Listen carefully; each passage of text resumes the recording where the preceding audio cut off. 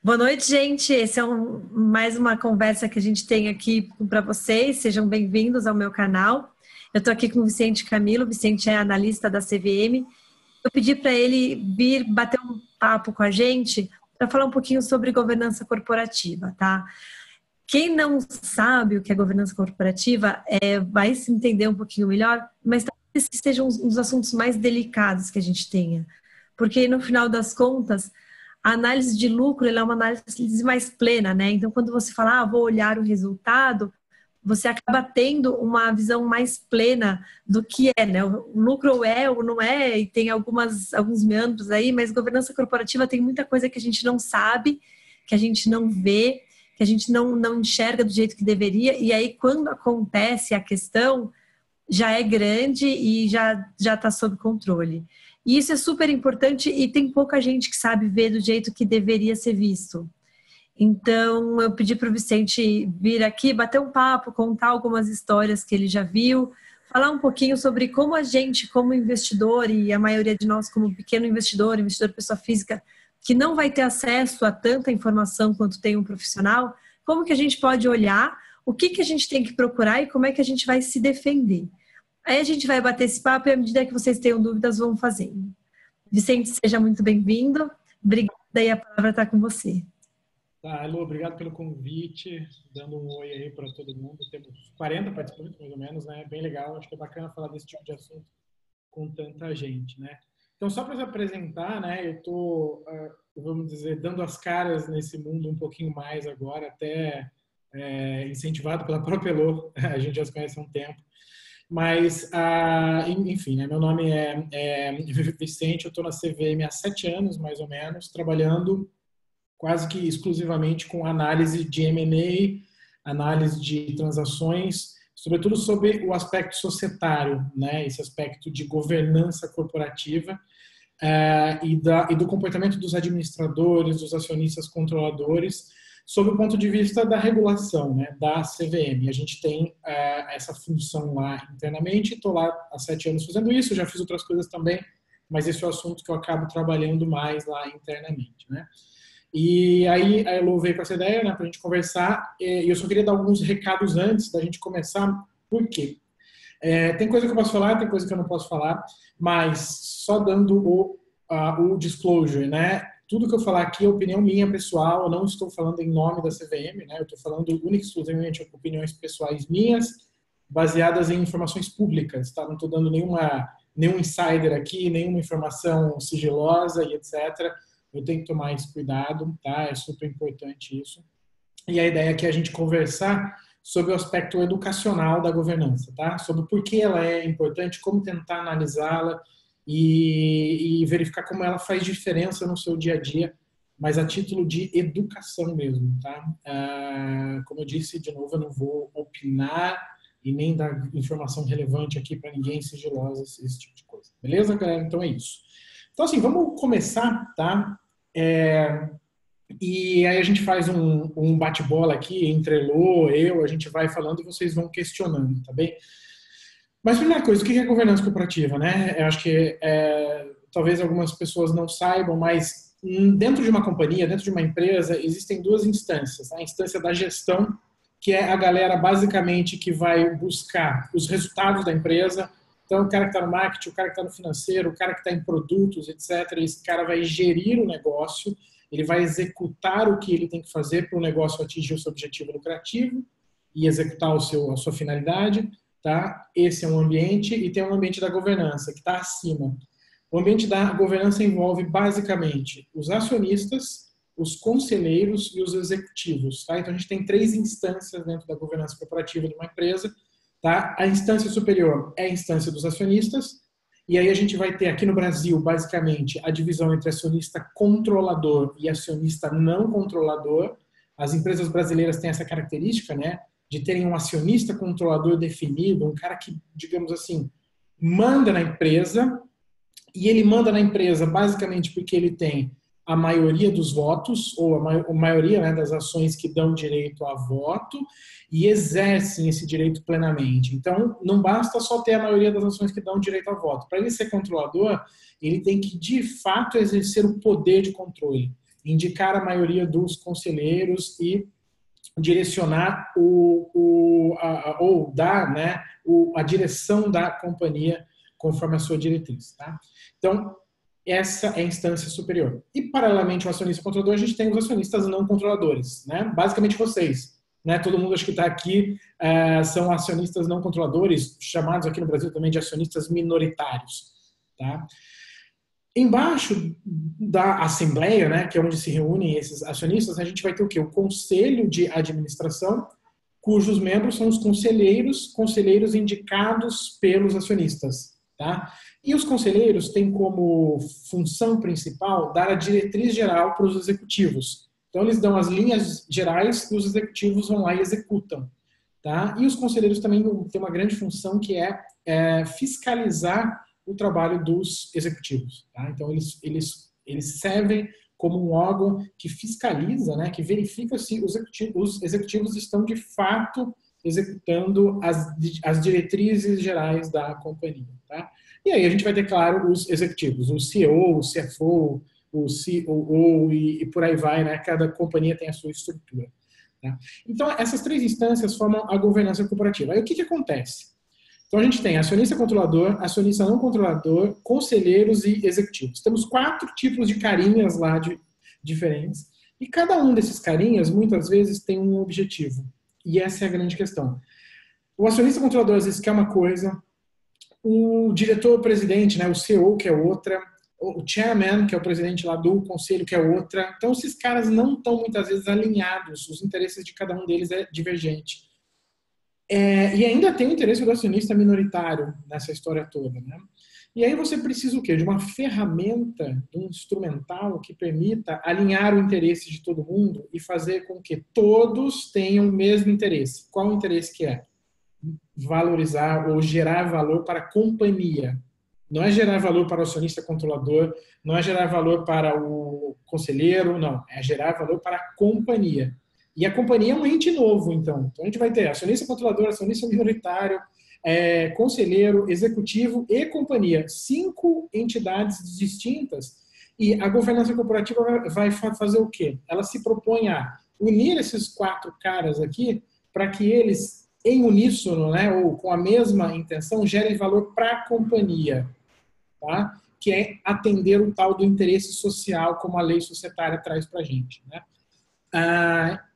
Por quê? Bem rápido.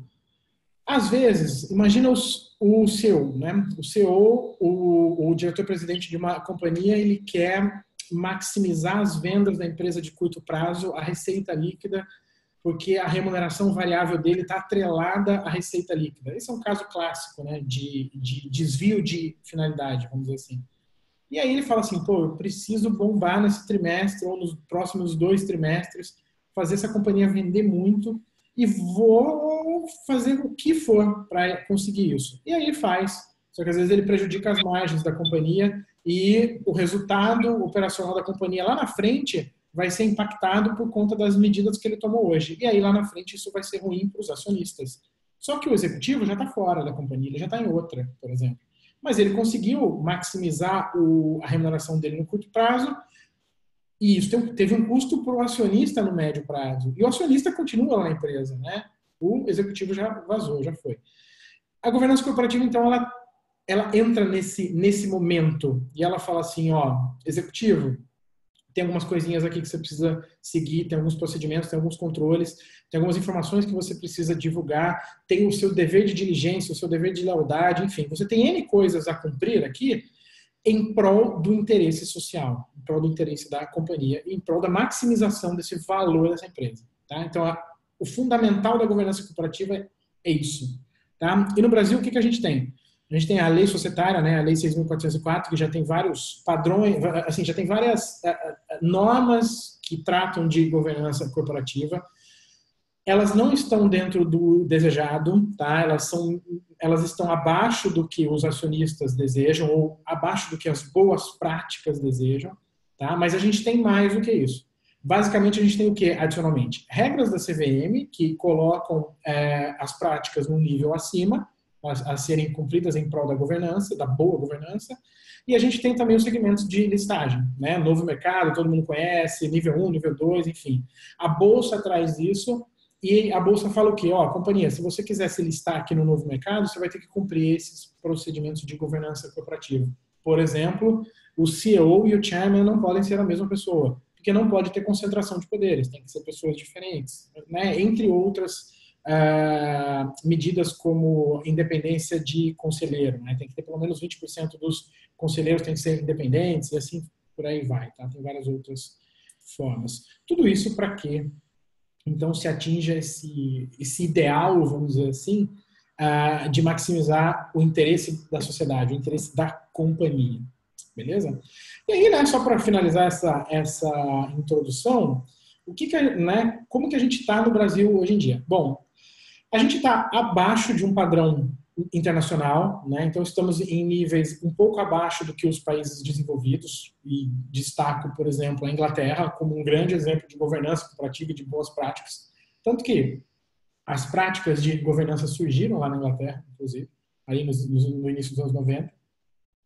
Mas nós estamos melhorando. A gente vai subindo devagar, mas vamos subindo. Então a gente está numa derivada positiva, vamos dizer assim, né? Estamos conseguindo subir um pouquinho, ainda lentamente, mas talvez um dia a gente chegue lá, tá?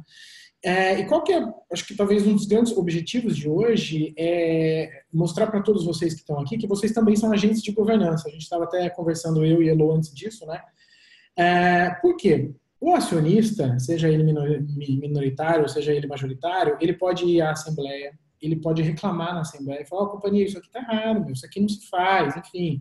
Pode reclamar para a CVM, pode encher o saco dos administradores, manda e-mail, vai lá, bate na porta. A própria Elo faz isso, né? A Elo tem essa atuação, né, Elo, de o seu som... Peraí, eu tô sem seus... Você tá sem... Desculpa, é porque senão fica repetindo. Eu até faço, nem sempre com a resposta que eu gostaria, né? Mas eu faço. Mas, enfim, mas vale a pena, né? Quanto mais pessoas fizerem isso, a gente acaba tendo uma criação de uma cultura melhor nesse sentido, né? Vale, acho que o segredo é assim como, por exemplo, a gente está vendo na política, chega uma hora que fica inegável que efetivamente o que a empresa está fazendo não é o que ela deveria estar fazendo e que isso está sendo visto por vários acionistas, porque às vezes tem um cara que é o vanguardista, né? O primeiro cara a ir lá reclamar. Aí a empresa fala, e aí, com frequência tem isso, né? A empresa vira para mim e fala assim, mas só você reclama. E acho que a partir do momento, até, por exemplo, que a gente tem o nosso grupo de ex-alunos, mas a gente tem várias outras comunidades de investidores, a ideia é justamente falar, olha, pessoal, eu estou vendo isso, então, empresa, vocês estão vendo também? Vamos reclamar juntos? No momento, você vai numa assembleia, aliás, a assembleia é fantástico, porque é um momento em que você realmente tem voz. E você vai numa assembleia, imagina uma assembleia que vai um monte de gente vai contra, assim. Para quem acompanhou, por exemplo, a história da OPA de Unipar, foi isso o que aconteceu. Para fechar o capital, tinha que ter 2/3 dos votos que não fossem do controlador. E não tinha, porque os minoritários se juntou Barsi, Verde e mais alguns fundos, falaram, não, olha, a gente tem ação suficiente para vetar a OPA, então não vai ter OPA. E até a gente brincou que teve a campanha, não vai ter OPA. Então, dá para fazer alguma coisa sim. Sim, eu acho bem interessante. No Brasil, um investidor histórico, né, de governança é a Tempo Capital. Né? Não sei se todo mundo aqui conhece a Tempo, mas a Tempo historicamente tem essa participação de investidor ativista, né, do cara que está reclamando lá na CVM direto. Inclusive, reclamações na CVM é um importante canal. Né? Você entra lá no site da CVM, tem lá o Serviço de Atendimento ao Cidadão. Aí lá você consegue fazer reclamações, citar más práticas, enfim, coisa que você está vendo. Todas as reclamações, todas são analisadas, tá? Literalmente todas. E aí o próprio Thiago faz uma pergunta aqui, né? Se faz alguma diferença para a pessoa física reclamar? Estou falando em âmbito da CVM. Não faz nenhuma diferença. Se entrar uma reclamação do Thiago, da Elo ou da Tempo Capital, todas elas vão ser analisadas da mesma forma, da mesma maneira. Então, mas assim, só para concluir, né, essa ideia inicial, é que todos nós aqui, né, salvo eu, que não estou nessa ponta de investidor, mas todo mundo que está aqui pode ser um agente de governança e ajudar a melhorar essas práticas, como a gente vai conversar durante o nosso webinário aqui, tá? E aí, como que se dá esse processo? A CVM, ela analisa em âmbito administrativo, tá? Então, por exemplo, você vai numa assembleia, você quer votar, por exemplo, e não te dão esse direito a voto. Um exemplo hipotético. Aí você fala, pô, mas é meu direito. Aí o cara, não, você não vai votar aqui, não pode ir embora. Aí você vai embora, você entra lá no site da CVM e faz uma reclamação, tá? Ó, CVM, não fui na assembleia, tenho direito a tantos votos e não consegui. Isso vai para a Superintendência de Relações com Empresas, inclusive a qual eu estou lotada. E a Superintendência vai verificar isso em âmbito administrativo. O que isso significa? Significa que ela vai verificar qual infração foi cometida, quem é o responsável por essa infração. Digamos que seja o presidente da Assembleia, por exemplo. Foi ele que vetou o seu voto, né? Te proibiu lá. Aí a CVM vai fazer o quê? Ela vai avaliar as responsabilidades desse cara e vai colocar uma penalidade sobre esse cara, sendo ele responsável, claro. E essa penalidade pode ser multa e pode ser também impedimento. Esse cara pode ficar impedido de atuar no mercado de capitais por 20 anos até, 10 anos, enfim. O próprio Ike teve uma penalidade recente, agora a gente vai até conversar dela, né, depois, de impedimento. Ou seja, o Ike não pode mais participar do mercado de capitais brasileiro. Eu não lembro o número de anos, mas sei lá, foram 6, 7 anos, alguma coisa assim. A CVM tem esse poder. Mas a CVM não tem o poder de mandar prender, por exemplo, e não tem o poder de apurar a responsabilidade em âmbito penal ou civil. A CVM não pode, e esse é o grande problema da nossa regulação, pelo menos na minha opinião, a CVM não pode pedir para o responsável indenizar os investidores. E aí está a grande falha do nosso sistema, né? Eventualmente você pode tomar um prejuízo, investidor, e você não tem muito a quem recorrer no sentido de ser indenizado. Ainda não temos isso. Há uma tentativa de se alterar isso, sim, está em trâmite, mas ainda não acontece, né? Vicente, só faz um favor, compara pra gente como é que é nos Estados Unidos, onde é o nosso mercado que acaba sendo uma experiência. Nos Estados Unidos, a SEC, né, a CVM de lá, ela tem um judiciário dentro dela. Isso já muda tudo. Então, assim, o caso é analisado ali na SEC mesmo, a SEC já manda para o judiciário que está dentro dela como que se chama aqui isso aqui no Brasil, para uma vara, né? Acho que é a vara especializada de mercado de capitais, que já está totalmente relacionada com a SEC. E ali você tem o quê? Um Ministério Público especializado em mercado de capitais, juízes especializados nos assuntos, então fica muito mais fácil. De modo que lá você consegue reparação, tá? Coisa que aqui é muito mais difícil, seja pela falta de especialização desse Ministério Público e desse judiciário, seja pela falta de mecanismos também de se pedir uma indenização.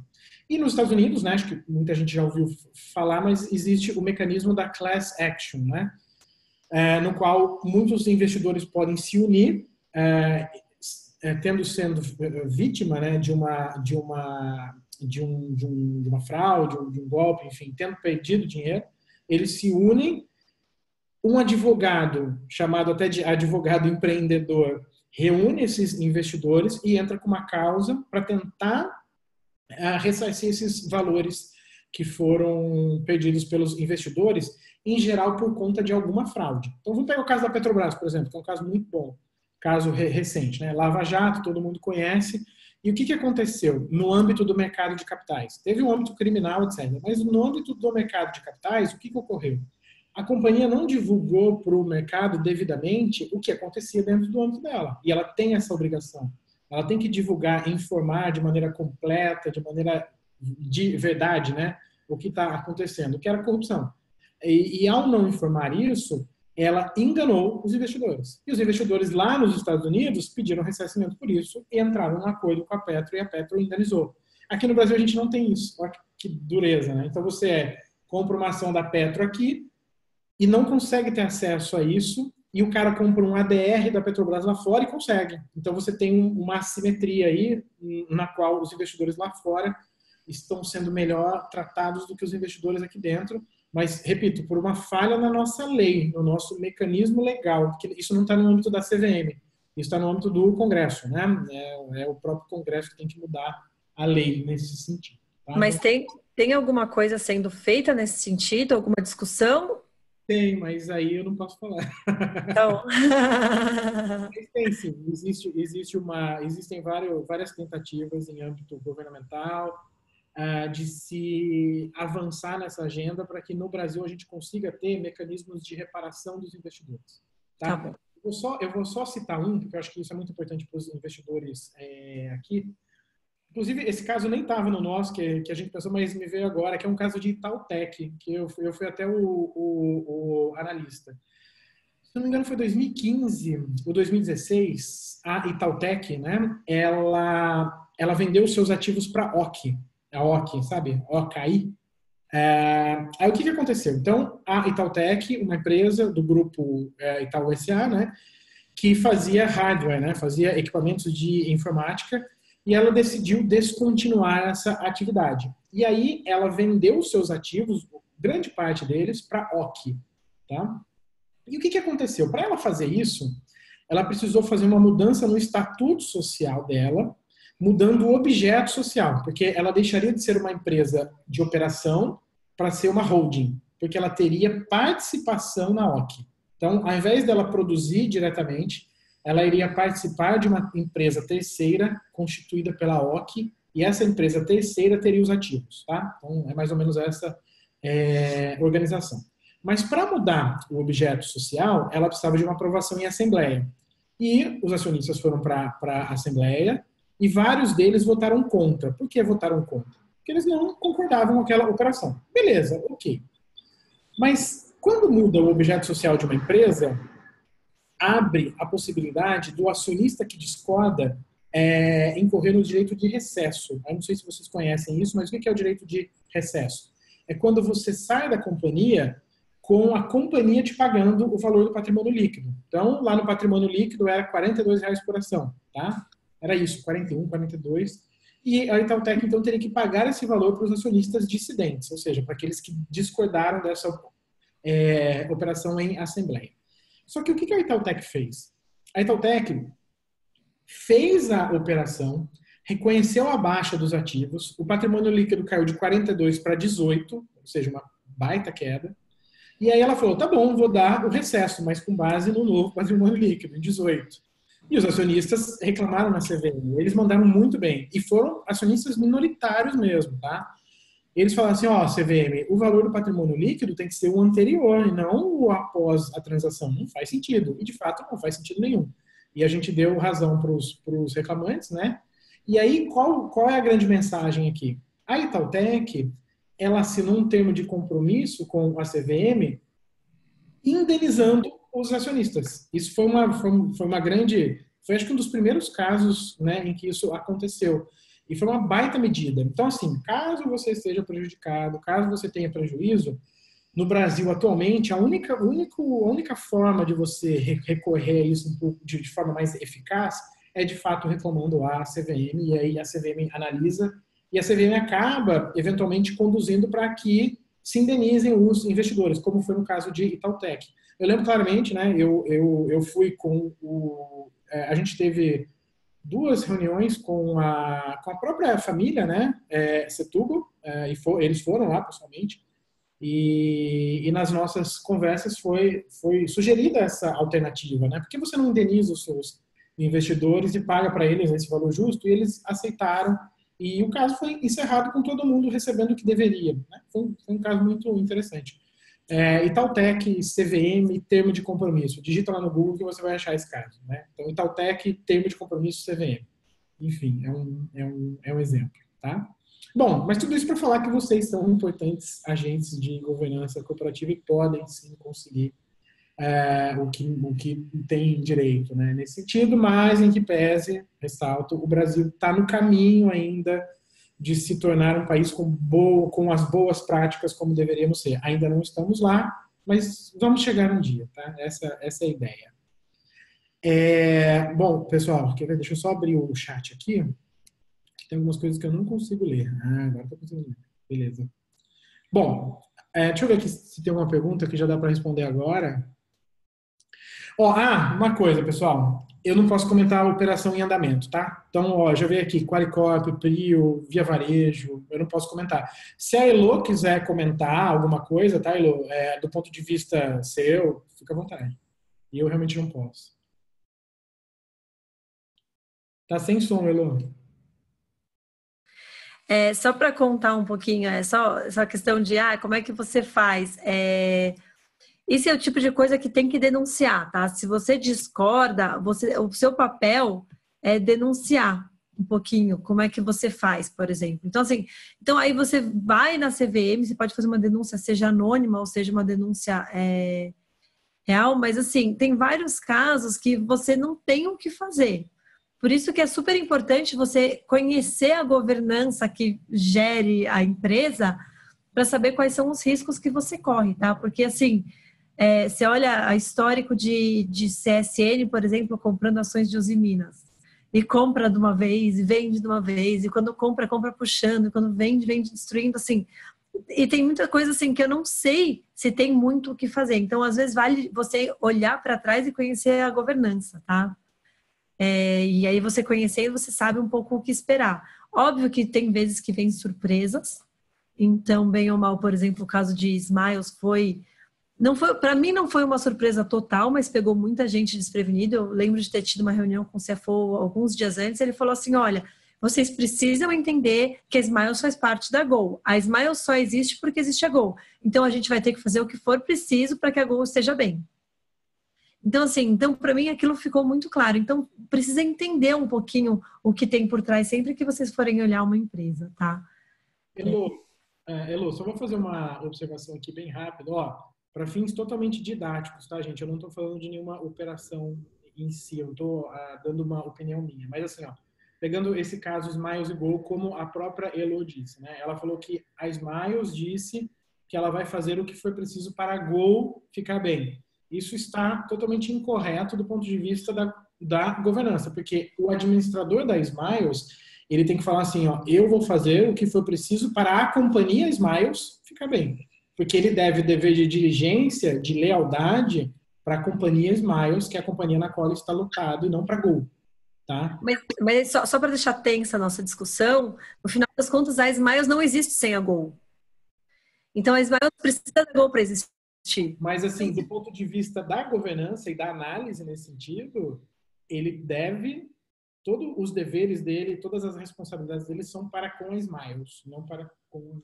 Isso, mas do ponto de vista da estratégia, assim, só separando as nossas caixinhas, do ponto de vista da estratégia, é importante vocês entenderem quem mais está envolvido nesse meio dessa confusão. Por quê? Porque eventualmente você vai ter notícias que você não gosta. Então, quanto mais a empresa, e até não sei se você vai falar sobre isso depois, mas você tem que ver o que são as partes relacionadas, né? Onde que a empresa se relaciona com a controladora, né, que é a empresa mãe dela, ou as coligadas, que são as empresas irmãs, ou às vezes as controladas, né? No caso entre Gol e Smiles, a Gol é a controladora da Smiles e a Smiles é a controlada da Gol.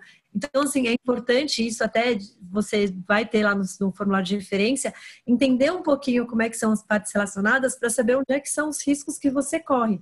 E eu acho que no processo de análise como um todo, aqui tem antigos alunos e alguns futuros alunos, mas dentro do processo de governança como um todo, ou do processo de análise como um todo, você precisa entender isso, porque nem sempre você vai conseguir se livrar. Sim, exatamente. Bom, seguinte, pessoal, ó, só respondendo uma pergunta aqui do Evaldo, né? O Evaldo pergunta se eu acho que, ou se a CVM acha, né? Que as associações de acionistas são eficazes. É uma forma, tá, de juntar gente e de tentar fazer, vamos dizer assim, mais coro, né, de gritar mais alto, digamos assim.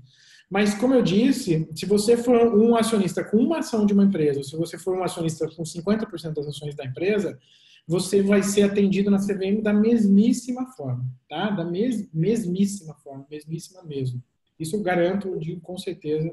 Inclusive, até se você não for acionista de uma empresa, você pode fazer uma reclamação como interessado no mercado de capitais. Eu já vi isso várias vezes, tá? Várias vezes mesmo. Professores, ativistas, pessoas que gostam desse assunto reclamam às vezes e tranquilo. Assim. A gente analisa identicamente, tá? Bom, pessoal, vamos continuar? Beleza, Lu? Porque aí a gente vai falando sobre os outros tópicos aqui. Bom, primeira coisa, esse é um recado muito, muito rápido que eu vou dar. A primeira coisa, por que governança corporativa é importante? Bom, primeiro porque ela alinha interesses e ela reduz problemas, né? Como a gente viu. Segundo, ela gera valor, tá? Então, assim, tem uma enormidade de estudos econométricos que quase chegam numa conclusão parecida, que é qual? A governança corporativa, quando bem praticada, e aí depois a gente vai ver quando ela é bem praticada, ela gera um prêmio de 15 a 20% do preço da ação. Tá? É um retorno sem explicação. Né? Então você pega uma empresa sem governança e uma com, e aí você vê um retorno anormal, digamos assim, nessa com, que gira em torno de 15 a 20% no mundo todo. Tá? Então governança gera valor, de modo que você pode se valer disso. E por que gera valor? Qual que é a explicação? Seguinte, ó, quando uma empresa não tem governança, e aqui a gente está no Brasil, a gente sabe muito bem disso, os acionistas... Deixa eu fazer um parênteses, Vicente, que eu acho que você não pode. Gente, é uma coisa que é muito importante, que infelizmente a gente ainda vive na idade das pedras em relação à governança. Então, é importante a gente saber isso, porque no final das contas a gente vai procurar as empresas bonitinhas e perfeitas e vai ser 3 ou 4. Se você quer uma carteira diversificada, você vai ter uma empresa com governança questionável ali na sua carteira. Então, assim, uma coisa que eu tenho falado muito para os alunos entenda que o bom é inimigo do ótimo. Então, às vezes, mais vale você entender onde estão os issues de governança do que você olhar e tentar efetivamente procurar empresas com governança ótima. Acontece de algumas empresas terem evoluções na sua governança e até a gente vai falar sobre alguns casos. Por quê? Porque da mesma maneira que existe esse prêmio de boa governança, alguns controladores entendem que a empresa deles só vai ser bem precificada e a partir daí o cara passa a poder usar a ação para qualquer coisa mais interessante, além de simplesmente pagar dividendo. Então, assim, acontecem empresas em que há uma melhora de governança ao longo do processo. Mas é importante olhar e assim, não adianta ser o bobinho da turma achando que vai comprar uma empresa ótima. E aí, no final das contas, o que a gente tem visto no histórico recente são empresas que eram conhecidas por ter boa governança, receberam esse prêmio por isso e acabavam aprontando alguma coisa relevante para os minoritários. Então, de novo, assim, lembra sempre da margem de segurança. Se você, uma empresa que é toda bonitinha, resultado recorrente, vai estar bem precificada. Então, a sua margem de segurança acaba sendo menor. Desculpa. Isso. Inclusive, a gente vai falar de um caso desse, de uma empresa que tinha todas as governanças possíveis e deu tudo errado, que é o caso da Sadia, a antiga Sadia. Então, assim, o que eu estava dizendo, né? As companhias sem governança, vamos pegar aquele exemplo horrível, né? Aquele caso muito ruim, elas servem de expropriação pelos seus acionistas controladores. O que isso significa? Significa que o acionista controlador usa a companhia muito mais facilmente para atender benefícios pessoais. E aqui tem de tudo, desde o jatinho da empresa que o cara usa, né, até o desvio literalmente de grana, né? E a gente vai comentar um caso antigo da Gerdau que pagava royalty, né? Pagava royalty para a família para usar o nome da família Gerdau. Atualmente quem faz isso é a Klabin, por exemplo. A gente também vai citar esse caso. Nesses casos, o que a gente tem? A gente tem que a companhia serve para fins do acionista controlador, né? O cara quer usar o jatinho na hora que ele quer, aí liga lá para quem reserva, fala, eu quero o jatinho agora. Não, mas o diretor tal precisa de uma reunião importante. Não importa, o jatinho é meu, eu sou o dono. E eu vou para a praia. Eu vou para a praia, isso. E o custo está ali, a própria companhia vai reconhecer esse valor, etc. E, inclusive, no Brasil, existe um mercado de prêmio de controle. Talvez a própria Elo possa falar disso melhor. Né? O prêmio de controle é quando você paga mais por uma ação que dá direito ao controle. E por que se paga prêmio? Porque o cara pode usar a companhia ao favor dele. Né? Qual que é a lógica de se pagar a mais pelo controle? Porque você pode fazer o que você quiser com a companhia. Tá? E, em geral, existe uma relação aí entre prêmios de controle muito altos e práticas ruins de governança. Também vocês precisam olhar para isso, é muito importante. Tá? Então, as coisas vão melhorando, mas ainda temos exemplos ruins no Brasil. E aí, quando a gente tem esses exemplos ruins, é bom você entender como é que funciona a relação, por exemplo, entre a ANPM. A PN tem tag along? Não tem. Tag along é o direito de ir junto numa venda. Então, de repente, numa empresa que você questiona mais a governança, faz sentido você estar só em ação ON. Ah, mas a ação ON negocia pouco. Isso. Então, essa é uma decisão que você tem que tomar. Então, às vezes, vale a pena você olhar e você virar e falar assim, não, nesse tipo de empresa eu não compro ação PN. E não compro ação PN. Exatamente, é importante, porque com a ON você vai ser tratado de uma forma parecida com o que o controlador está sendo tratado, né? E acaba evitando problemas. Bom, mas enfim, vamos lá, galera. A governança gera valor. Então, você tem uma geração de valor porque ela reduz a possibilidade de expropriação da companhia em benefício dos seus administradores ou do seu acionista controlador. Em geral é isso, tá? Beleza, essa é a ideia. E aí, como que você pode ver se uma companhia tem governança ou não? Bom, existem algumas proxies, vamos dizer assim, alguns caminhos, né, algumas dicas. E aí eu quero que vocês se liguem nisso. Primeira coisa, tá, mais importante sempre é a divulgação da companhia. Tá? Então, você vai lá no formulário de referência, você vai no próprio informe de governança corporativa, que agora tem que todas as companhias têm que divulgar, e vai procurar saber, nesses documentos, basicamente o quê? Quem é o controlador, para ver o histórico desse cara, tá? Então você vai ter que ver, pô, quem que é o controlador? Então, por exemplo, tá? De novo, não estou julgando, só estou citando um caso concreto do caso Gol Smiles, né? A Gol fez o que fez com a Smiles. Se a Gol abrir mais uma controlada, será que ela não pode fazer isso de novo? É algo a se pensar, tá? Então você vai pensar sobre isso porque você sabe o track record desse cara. Você vai olhar então para o controlador e você vai olhar para os administradores, para os conselheiros e para os executivos. E vai ver também o track record desses caras, principalmente CFO, CEO, né, os caras-chave da organização, tá bem? E vai verificar adicionalmente o quê? Uma grande questão aqui que eu acho, né, pelo menos vendo muito já, eu sinto isso já de cara, bater o olho, a concentração de poderes. Tá? O que a gente tem? Companhias com muita concentração de poderes significam o quê? Significam que alguém ou algum grupo manda na companhia toda e não importa o resto. Então, assim, o cara faz... Imagina um acionista controlador muito poderoso. Esse cara, ele escolhe os conselheiros e os conselheiros escolhem os executivos que ele determina.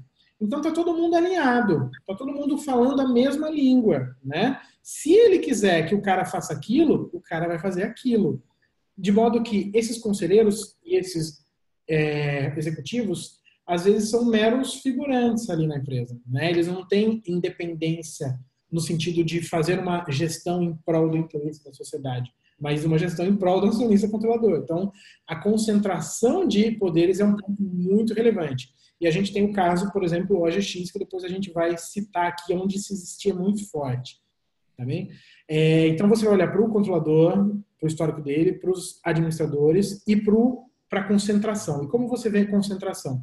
Pelo grupo econômico. Né? Então, se você tem muitas empresas coligadas, aquela estrutura piramidal enorme, que você tem um controlador aqui em cima, e embaixo dele tem um monte de empresa ligada, é um indício de concentração de poderes, porque esse cara manda em muitas empresas e em geral, controla um braço de ferro. Tá? Não que isso seja necessariamente ruim, tá? Mas você vai olhar com carinho para isso, tá certo? Para se ligar nesse ponto, né?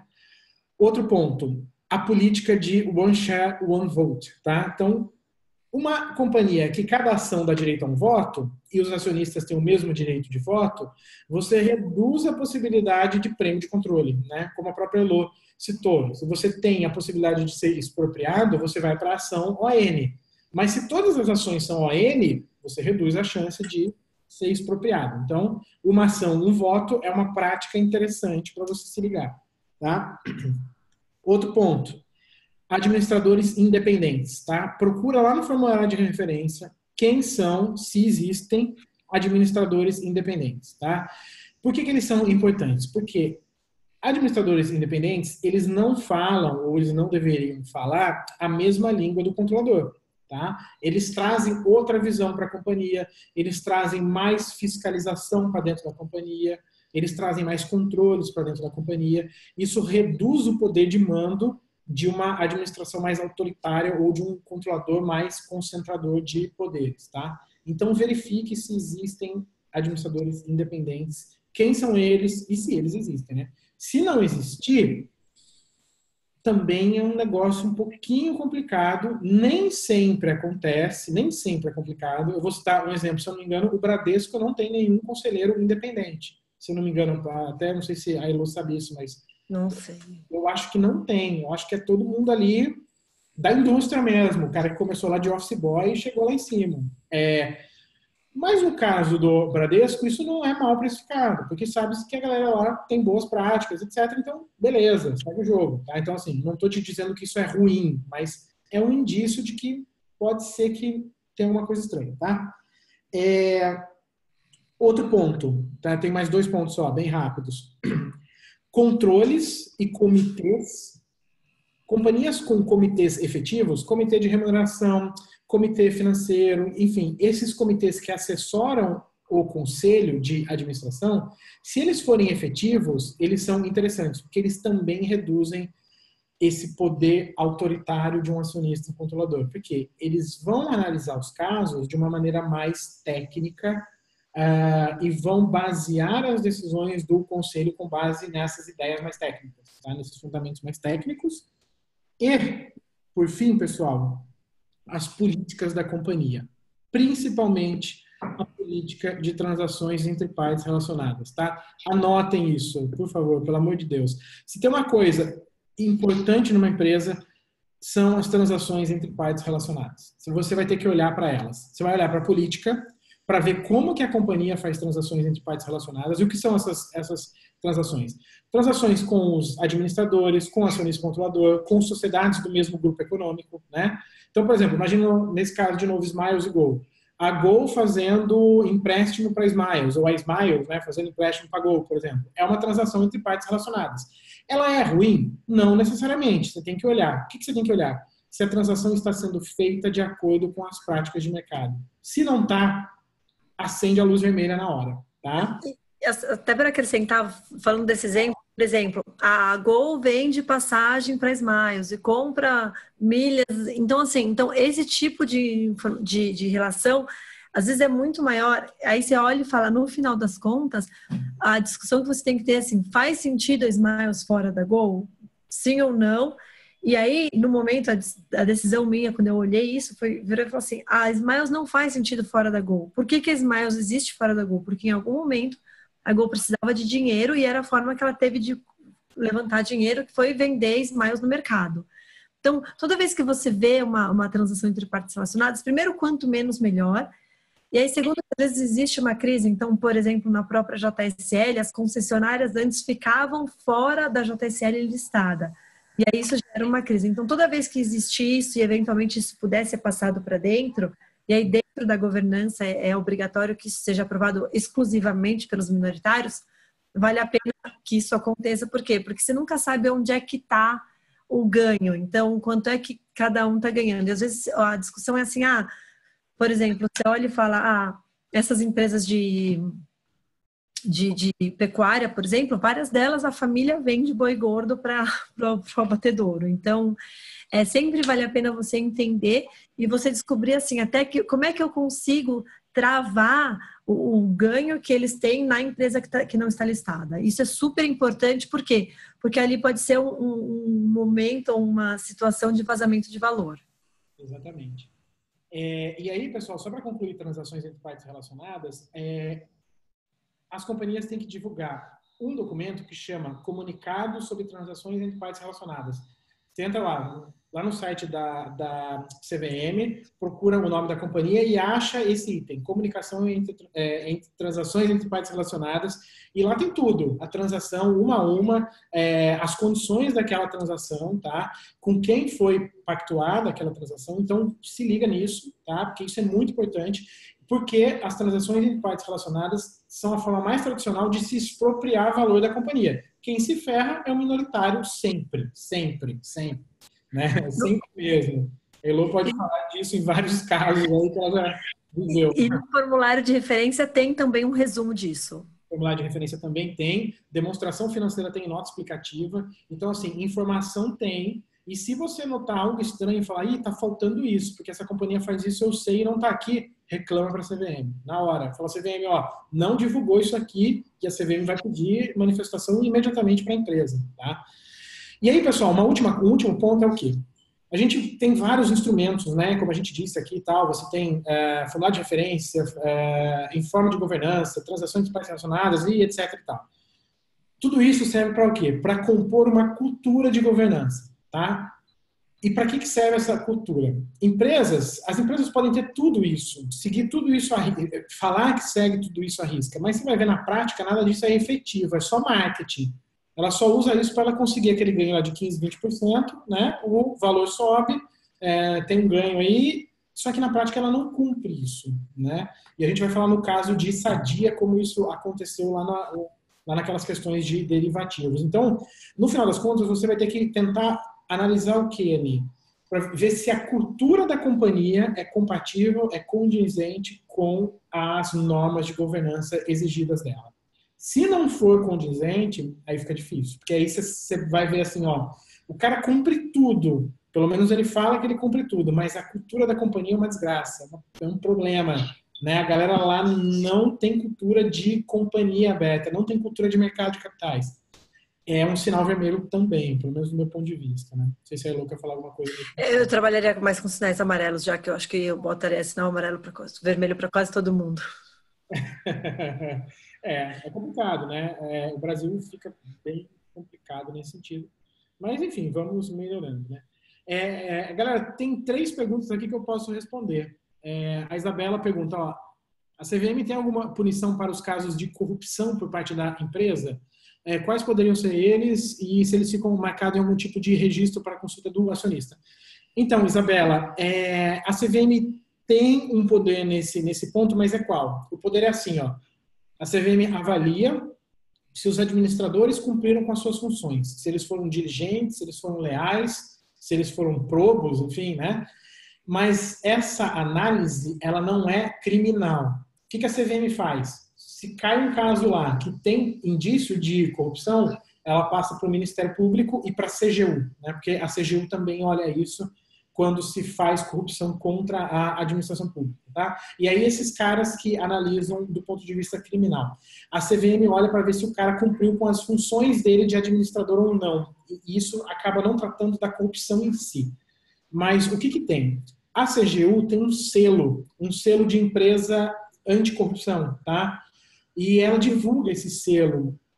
Se vocês entrarem no site da CGU, procurem por esse selo, tá? Tem uma premiação, etc., na qual ela valida as empresas que têm práticas efetivas anticorrupção, tá? Então, dá uma olhada lá no site da CGU. Procurem por esse selo. Lá tem, acho que está bem organizado nesse sentido. O Emerson fala assim, ó, essa pergunta do Emerson é muito boa. E se no caso o controlador tem um dado percentual, mas ele amplia via laranjas para aumentar o poder de controle? Tem como detectar isso? A CVM tem, porque ela pode quebrar sigilo, né? Pode pedir quebra de sigilo. E a CVM já fez isso em alguns casos. Tem uma pergunta aqui, o caso Forjastal 2014. A CVM fez isso nesse caso, né, que ela detectou uma ampliação de participações por laranjas. Tem um caso recente, um caso de PetroRio, que o Nelson Tanuri fez a mesma coisa. Acho que não sei se vocês conhecem ele, Elô com certeza conhece. E ele fez isso também, né? Ele ampliou o seu poder de controle em PetroRio, antiga HRT, né? Através de laranjas. Mas é difícil de achar, é complicado, até porque é laranja, o cara faz isso em geral fora do Brasil até, né? Ele pega empresas de fachada lá fora, e essas empresas vão comprando participações pequenas em alguma companhia brasileira. E é difícil de você linkar. Geralmente você só linka isso quebrando sigilo telefônico, de e-mail, essas coisas. Mas dá. E existem alguns casos que a CVM já fez isso sim, tá? E aí o Miguel pergunta por fim aqui, ó, não deveria ser o papel da CVM sugerir, orientar, controlar, advertir e até punir empresas que têm controladores que possam trazer prejuízo à empresa? Sim, Miguel, e a CVM inclusive faz isso, né? Aqui acho que fica um grande recado, frequentem o site da CVM, tá? Lá tem orientações, consultas, informes, Tem o site também do portal do investidor, no qual se publicam notícias e etc. Recentemente teve um caso, aquela Unic, né? Que é o mercado Forex, né? E a CVM já tinha informado ao mercado no início de 2018 sobre a Unic. Ela falou assim, a Unic não pode fazer o que está fazendo. Estamos aqui, vamos punir, etc. e tal. Mas, investidores, não comprem ativos da Unic. Não coloque o seu dinheiro na Unic. E a Unic só cresce. Né? Existe um problema também do próprio investidor dele se ligar nesses pontos. Porque a CVM, como eu disse, ela não pode prender. Infelizmente, ela não pode mandar prender o cara para ele parar de fazer aquilo. Mas ela informa, ela avisa sim. E quando ela verifica um abuso de algum controlador, ela pune por abuso de poder de controle. Tá? Existem penalidades, muitas penalidades nisso. Mas, assim, sendo muito sincero, é uma penalidade aquém do que deveria ser. Porque a nossa regra, a nossa lei está aquém. Né? Ela é fraca. Sendo muito sincero, ela poderia ser mais forte. Beleza? E a última pergunta do Evaldo. A CVM costuma avaliar planos de opção de compra de ações? Costuma, sim. Pode haver conflito de interesses entre a administração e os acionistas, em especial os minoritários? Sim, pode haver. Tá? No caso, né, caso que os administradores acabam se apropriando de um valor maior do que eles deveriam ou do que seria merecido, e em geral eles fazem isso de maneira combinada com o acionista controlador. E aqui a gente vai ver um caso que é o Banco Pan-Americano, no qual isso aconteceu. Tá? Então depois a gente discute o Banco Pan-Americano, desculpa, e a gente fala desse caso no qual o grupo Silvio Santos, controlador, estava em conluio com os administradores justamente para fazer isso aí que você está citando, Evaldo. Beleza? Pessoal, assim, então, né, explicamos o que é governança, que ela gera valor e algumas ferramentas que vocês precisam ter em mente, né, algumas dicas, rapidamente, claro, né, até porque o nosso tempo ele é limitado, mas se atentem a essas questões, tá? Muito mesmo. E para concluir essa parte 1, antes da gente falar dos nossos exemplos, se liguem no quê? Né? Recado final. A governança corporativa serve para evitar ou reduzir incompetência. Tá? No Brasil tem muita incompetência. Tá? Fala, pô, mas o cara é presidente de uma empresa e é incompetente? Tem muito, muito, muito mesmo. Sobretudo em empresa estatal. Tá? Não estou citando nenhum nome, claro, mas é uma opinião minha. Empresas estatais, existe muita gestão incompetente ligada a políticos. Isso tem reduzido no último ano e meio, por conta de uma lei nova, mas existe. Incompetência, conflito de interesse. Então, é o que a gente está falando aqui, é quando, por exemplo, o acionista controlador quer tirar um pedaço para ele, sem merecer, e prejudicar o interesse social como um todo. E, mais recentemente, tem se desenvolvido técnicas e instrumentos para reduzir a incidência de falhas comportamentais, né? Que é quando o cara erra, né, naturalmente, porque ele é um ser humano, ele insiste no erro e a governança corporativa tenta reduzir isso. E a gente vai citar o caso da OGX também como um exemplo de governança corporativa que não funcionou para evitar uma grande falha comportamental do Ike, que é falta de autocontrole e mania de grandeza. Né? O cara é o Deus, Deus na Terra e pode tudo, mas não pode, né? Literalmente não pode. Mas assim, Elô, quer falar alguma coisa? Porque aí a gente passa para os exemplos. Não sei se você vai fazer uma... Só uma coisa para deixar claro, assim, no final das contas, quando a gente olha tudo isso, o que a gente está procurando? A gente está procurando ações que vão subir ou que vão cair, enfim, a gente vai procurar tomar posição. Então, uma coisa que deve ser muito clara e, assim, dentro desse todo é o seguinte, o que a gente está procurando? A gente está procurando empresas que gerem valor, que façam com que o valor seja crescente, e para isso você precisa não só crescer lucro, mas crescer o todo, né? O fluxo de caixa que sobra para o acionista em última instância. Então, presta atenção, porque assim, até o crescimento de lucro, ele pode jogar contra o acionista minoritário. Então, você olha e tenta entender, porque assim, às vezes você olha, a gente teve um exemplo recente de hipermarcas, que como é que a receita no primeiro trimestre caiu 58% em relação ao ano anterior. Basicamente, o que acontece? eles venderam mais do que o ideal para justamente capturar bônus ou, enfim, tentar vender a empresa, não importa. Então, toma cuidado para ver se o que está gerando, se a governança corporativa está efetivamente gerando valor para o acionista como um todo. Segue aí. Não, beleza. Só para concluir, pelo menos uma opinião minha, a análise financeira de uma empresa, por conta da disseminação das informações, ela está à disposição de quase todos. Basta você se interessar, né? Tipo, a Elo está fazendo esse baita trabalho de educar os investidores. E isso acaba, então, se você quiser, você pode usar isso muito bem, como muitos outros investidores. Mas a análise da governança, ela é mais subjetiva, né? Ela não é tão objetiva como uma análise financeira, na qual você vê os dados, vê os números e vê se aquilo tem projeção de lucro ou não. É um pouco mais subjetivo, de modo que vai abrir para você uma possibilidade de interpretar aquilo.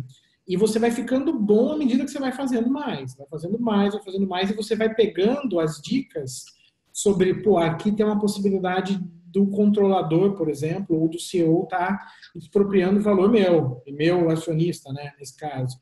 E aí você vai se ligando isso aos poucos. É um pouco subjetivo? É sim.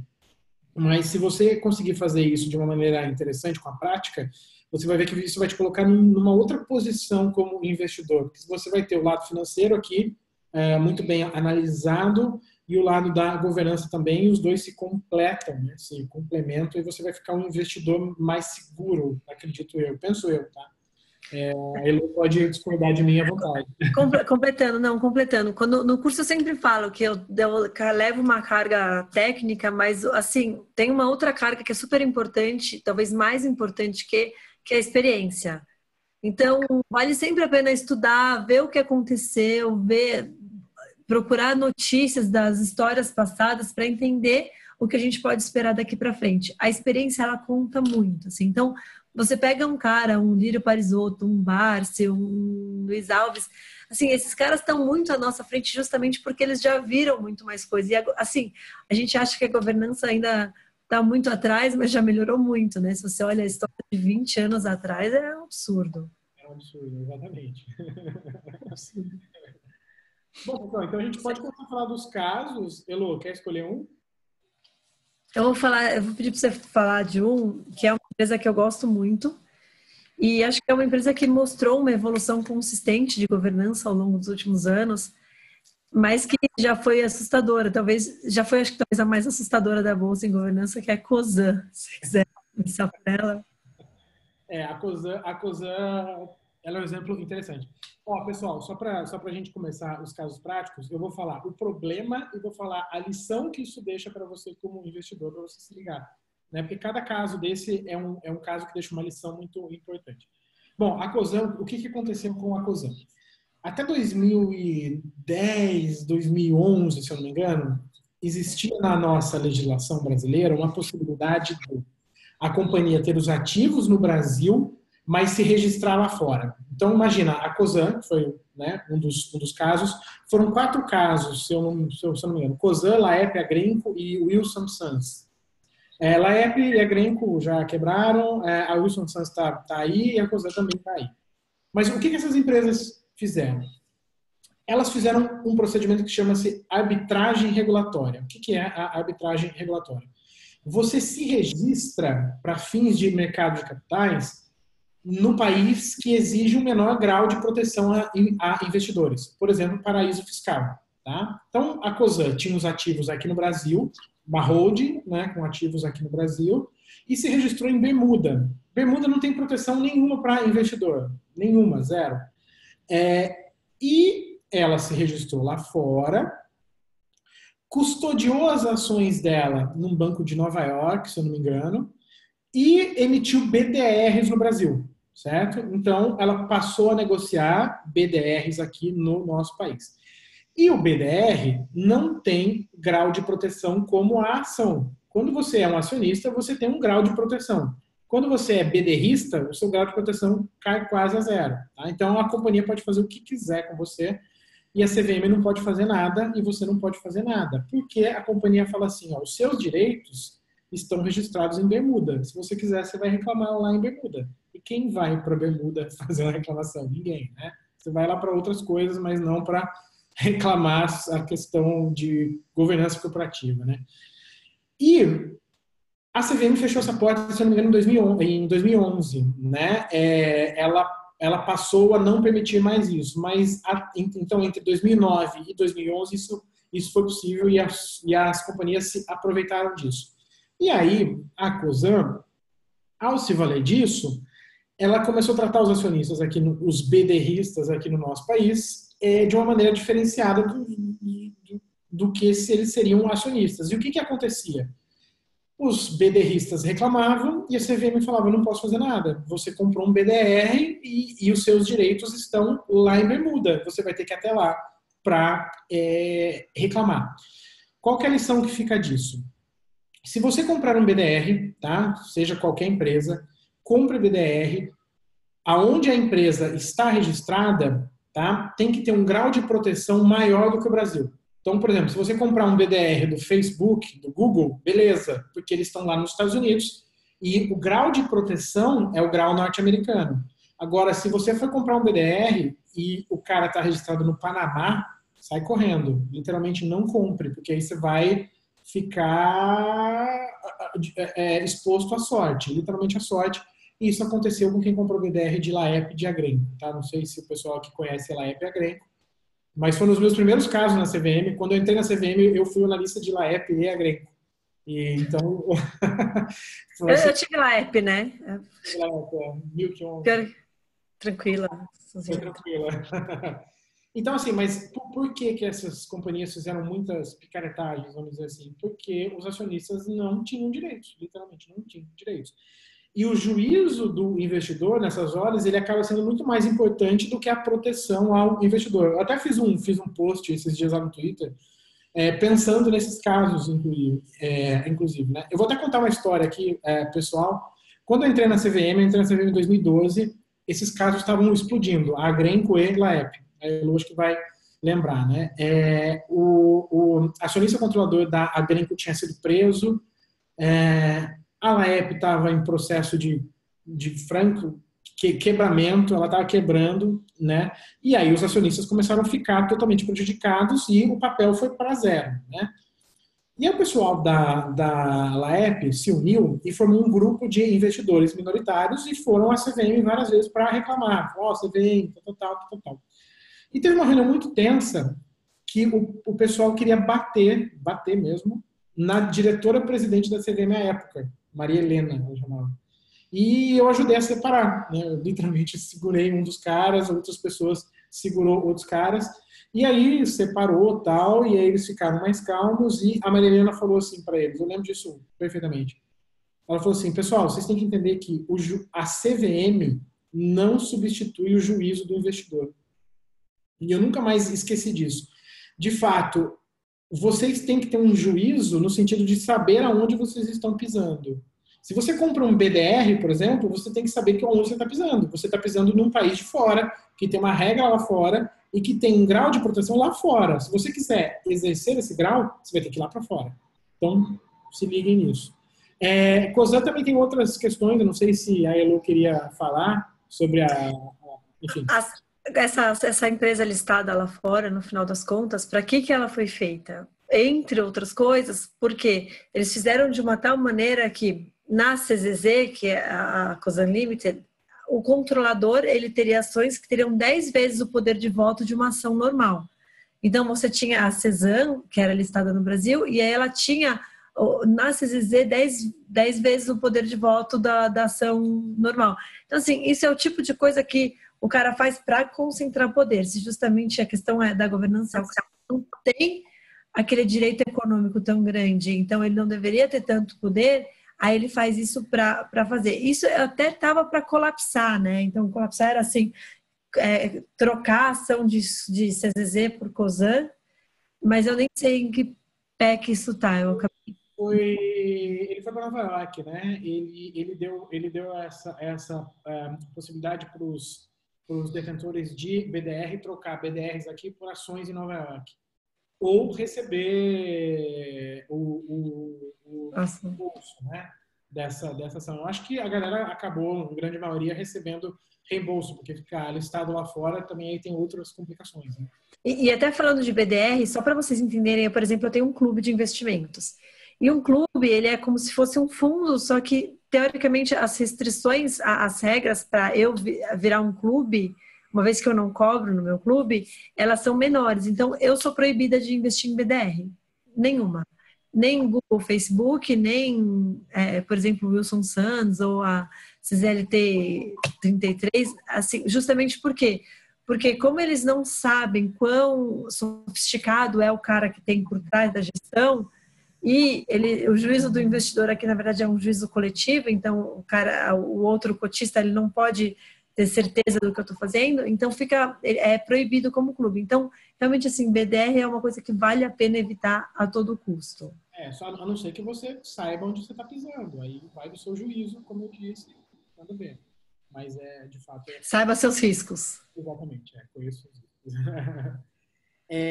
Bom, Cosan, então, acho que é esse o grande recado. E só para concluir, Elo, Cosan também traz esse exemplo de one share, one vote, né? No caso, o cara tinha uma ação e 10 votos. Ou seja, né, ele estava 10 vezes na sua frente, se você tivesse um BDR tradicional. Né? Ele tinha 10 vezes mais poder de voto, vamos dizer assim. E só, acho que para terminar a história, se você for ver, assim, existe uma questão que a gente olha, e você pode aplicar isso a várias pessoas muito inteligentes que foram malvados, assim, vários malvados favoritos, que em geral, o crime não compensa. Então, óbvio que no Brasil isso vale um pouco menos do que em geral, mas, assim, tem vários casos que você vê melhor. Então, se você olhar a Cosan hoje, é uma empresa que, por exemplo, eu adoro. Eu não tenho hoje na carteira por uma questão de valuation, mas que o management dela se mostrou talvez um dos melhores do Brasil e eles têm feito trabalhos excelentes em diversos ativos. Então, desde da Comgás, que eles foram muito bem, agora fecharam capital para ter uma empresa que gere dividendos, até o que eles fizeram na LL, né, antiga Rumo, que tinha outros, que trazia problemas de governança super graves e que na mão deles eu enxergo pessoalmente como uma empresa mais limpa e com uma melhor governança. Então, às vezes você olha e você vai ver várias empresas que o histórico é horroroso, mas que veio melhorando e efetivamente, no caso da Cosan, eu vejo assim, está razoavelmente bom. Sim, e eles fizeram isso ao passar de setor, né? Porque o setor da cana-de-açúcar é um setor complicado, digo isso por experiência própria, pessoal, de muito tempo, desde criança, até nascido no meio da cana, literalmente. E até falando algo pessoal, meu pai já foi sócio de um momento em um negócio, então eu conheço eles pessoalmente e a gestão de fato sempre foi muito ruim. Mas quando ele passou para outros setores mais profissionais, como gás, ele notou essa necessidade de melhorar a governança e isso vem dando um prêmio para ele, inclusive, né? Não só para ele, como para os acionistas que estão ali todos juntos, né? Então é bacana. Bom, beleza. Vai, escolhe outro aí, Elô. Você que manda na pauta aqui. Eu vou escolher uma que vai gerar alguma controvérsia, porque tem muita gente que olha e fala, não, a empresa é excelente, que é malha, é metal leve. Eu queria que você contasse. A Mali. Porque às vezes as pessoas olham e elas não acabam se perdendo algum fato relevante que aconteceu lá. E, enfim, acho que vale a pena a gente mostrar onde é que pode estar, como é que pode encontrar alguma questão. A Mali é uma opinião pessoal, tá? Então, opinião pessoal, falando da Mali. A Mali teve um caso complicado, que foi qual? A Mali tinha um acionista, um conselheiro ativista, tá? Que chama Mauro Cunha. Ele é um cara muito ativo e ele é conselheiro independente, né? Nas companhias que ele faz parte. Ele já foi conselheiro da Petrobras também, já fez um estrago no bom sentido lá dentro. E o que aconteceu com o Mauro Cunha? Ele questionava a companhia sobre vários pontos que ele entendia ruins no aspecto da governança, tá? Ou de práticas que ele não entendia sendo como boas práticas. E a companhia simplesmente sacou ele, né? Então ele renunciou, né? Ele renunciou da companhia, mas quando ele renunciou, ele fez questão de deixar isso claro numa carta muito delicada né, no qual ele falou que ele discordava das práticas da companhia. E qual que é o problema, então, que traz esse tipo de prática? É o problema da concentração de poderes e do conselho figurativo, que é aquele conselho, muitas vezes de notáveis, você tem lá ex-ministros, caras que já fizeram muita coisa, mas que na prática não fazem nada. Eles estão lá só para figurar, como figurões mesmo, e estão somente para assinar embaixo do que o controlador quer. Tá? Então, esses conselhos figurativos, é muito importante você procurar por eles por aí, eles não são órgãos independentes no sentido de cumprir a função para as quais eles foram criados, que é fiscalizar a gestão, fiscalizar a administração da companhia, né? E orientar as práticas da companhia. E isso ficou muito explícito no caso da Mari. Tá? Eu não sei se isso já mudou, mas eu acredito que não. E por que isso é problemático? Do dia para a noite, o controlador pode vir e pode tungar todo mundo. Não é? E você está ali, você vai ficar a ver navios.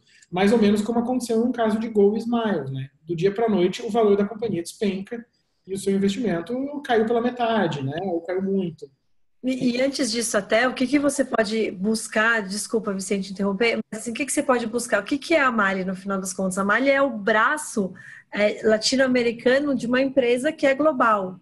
Então, é assim, talvez seja o caso de uma empresa que tem que pensar se ela faz sentido ela existir enquanto empresa independente, né? Eu acho que assim, já vi, eu gosto, mas existe uma questão que é toda vez que a Mali lá fora faz uma aquisição global de um rebimboca de parafuseta, então agora comprou uma empresa, a Mali aqui ela é obrigada a levar a parte latino-americana de rebimboca de parafuseta que a Mali lá fora comprou.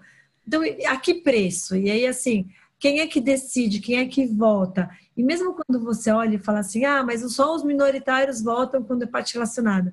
Mas quem são esses minoritários?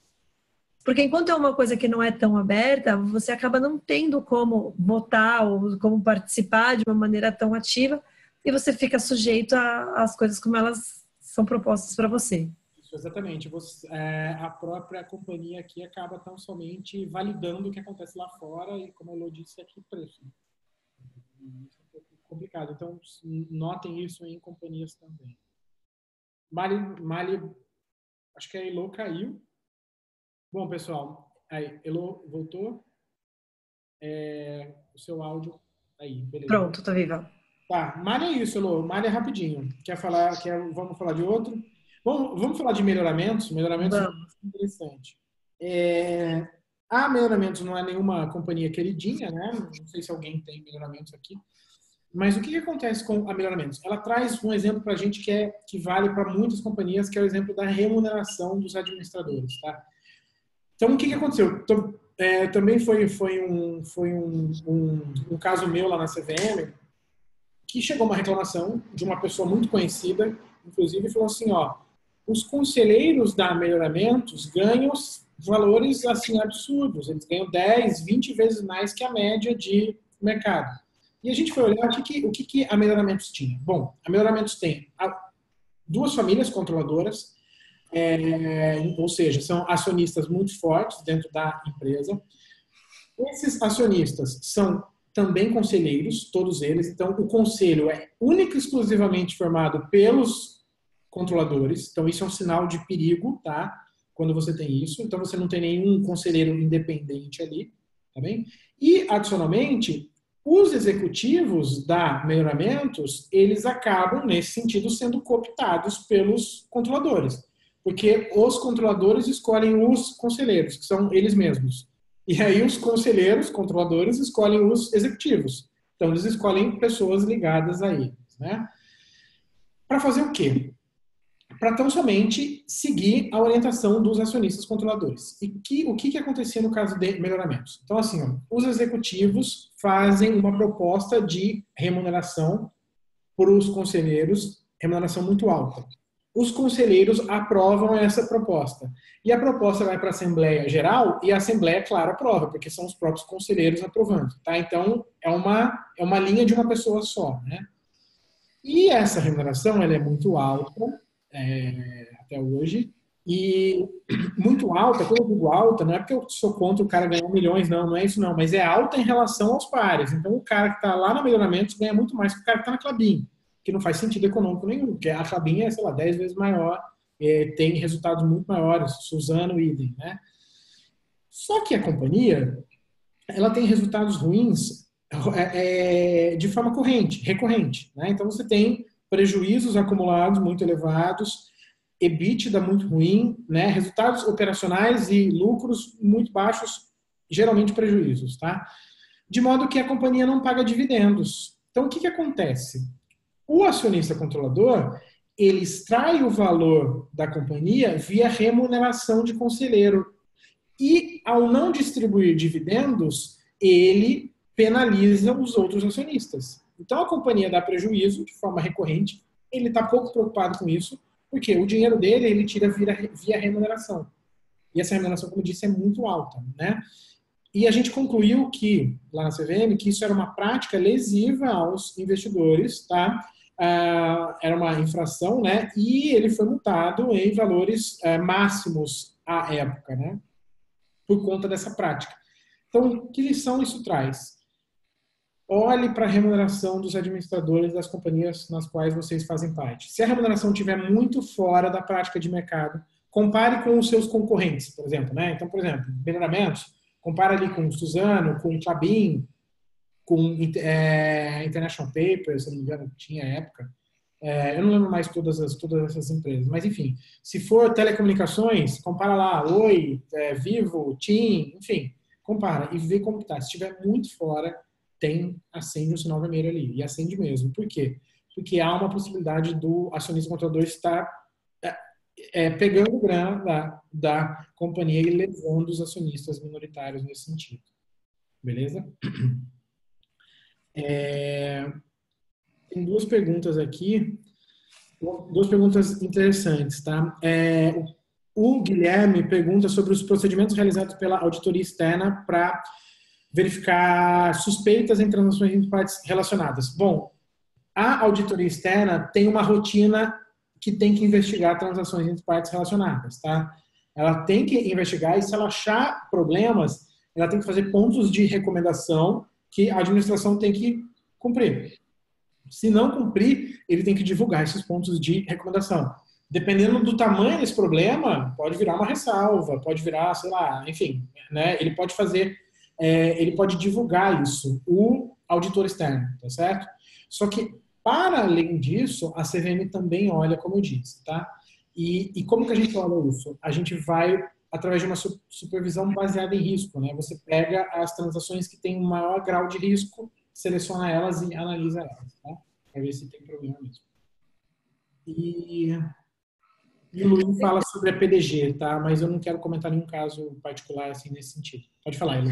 Tem uma coisa que é importante, que é basicamente o seguinte: quando você olha no caso do Melhoramentos, o grupo de controle tem um stake econômico muito baixo, porque quando você olha, por exemplo, uma EZTEC, e aí o que você vê? Você vê uma empresa onde todo o corpo de diretoria praticamente é da família, mas como a fatia deles econômica é muito grande via ação, eles falam, a gente vive de dividendos, então a empresa acaba pagando bons dividendos e fazendo isso de uma maneira que, enfim, o salário dos caras não é grandes coisas, assim, é um salário baixo comparado com o setor.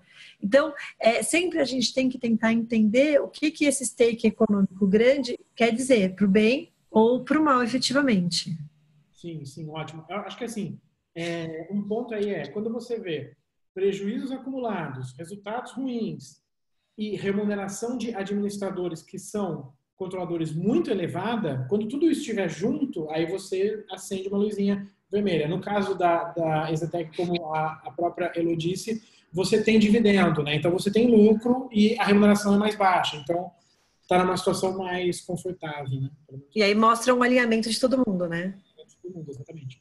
Mas tem uma coisa que, confirma comigo onde eu estou errada, mas basicamente é o seguinte: quando você tem um caso desses como Melhoramentos, o que você pode fazer? Você pode pedir para a empresa e meio que a empresa tem que conseguir isso. Quando está chegando uma assembleia, uma lista de acionistas para você poder entrar em contato com os outros acionistas e a partir daí tentar votar ou bloquear algum tipo de votação ou botar alguma coisa em pauta, justamente para você, tendo uma quantidade maior de acionistas, você conseguir forçar alguma coisa.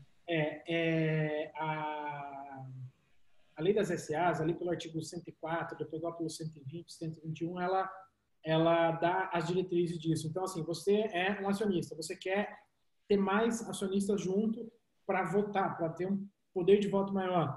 Você pode pedir a lista dos acionistas, você junta todo mundo e vai para a Assembleia para, por exemplo, derrubar alguma deliberação, porque você acha que aquilo é lesivo para os acionistas, né?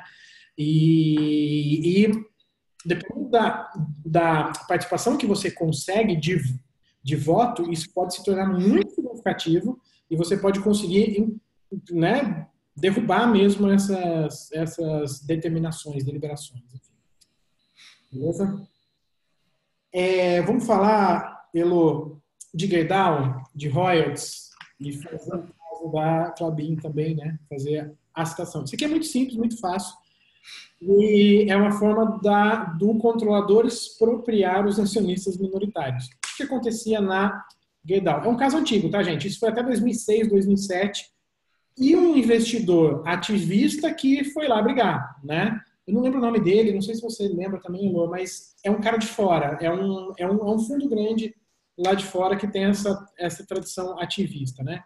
O que acontecia na Gerdau? A família patenteou o nome Gerdau, né? Então registrou lá o nome Gerdau e a companhia pagava royalties para a família. Então, assim... Como paga ainda na Klabin? Como paga ainda na Klabin, até hoje. Se eu não me engano, são 50 milhões de reais por ano. Isso, por aí. É por aí. E na Gerdau, o grupo todo pagava. Todas as empresas ali, a metalúrgica, enfim, todo o grupo econômico Gerdau pagava royalties para a família. E por que isso é um problema? Bom, primeiro porque o nome da família não é algo assim que tem valor econômico, né? A própria Gerdau, se ela chamasse Vicente Camilo, estava tranquilo, não ia mudar nada, né? Então, assim, você não tem um valor econômico necessariamente ligado àquele ativo nome, né? E o outro problema é qual? Isso expropria os acionistas que não são controladores, porque o cara retira uma grana dali que ele não merece. E os outros acionistas ficam sem saber o que fazer. Né? Exatamente. Então, muita atenção a isso, que é uma forma de, então, expropriar a companhia em prol do controlador, do acionista majoritário, em detrimento dos acionistas minoritários. A Klabin faz isso até hoje. Tá? E teve uma tentativa agora, né, de se resolver isso, mas não teve sucesso, pelo menos até o momento. Mas... Uma tentativa, diga-se de passagem, 350 milhões de reais seria o valor do acordo. Isso, seria o valor do acordo, mas o BNDESPar reclamou na CVM e, se eu não me engano, a Tempo Capital também estava junto nessa reclamação, mas aí a família recuou, falou, não, então eu não vou pagar, quer dizer, a companhia não vai pagar, né? E continua pagando esses 50 milhões ano aí, né? Foi mais ou menos isso. Sendo que o certo seria talvez mudar o nome da empresa, chama de Klabus, qualquer coisa assim. Exatamente, não tem que pagar isso. Não devido. Bom, pessoal, vamos falar de Sadia, que é um caso, um dos grandes casos do mercado de capitais brasileiro, e tem tanto problema lá, mas teve, né? Tanto problema, que eu vou citar os principais.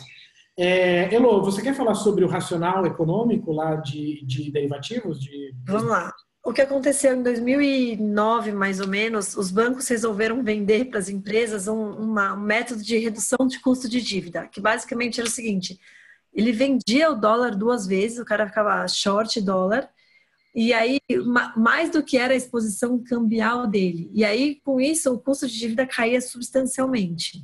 Aí, o que aconteceu? No primeiro abertura, aí veio a crise, aí o risk aversion, né? Ninguém mais... o mercado entra em risk off, todo mundo tira o risco. E aí, mercados emergentes é risco. Então, o que o cara faz?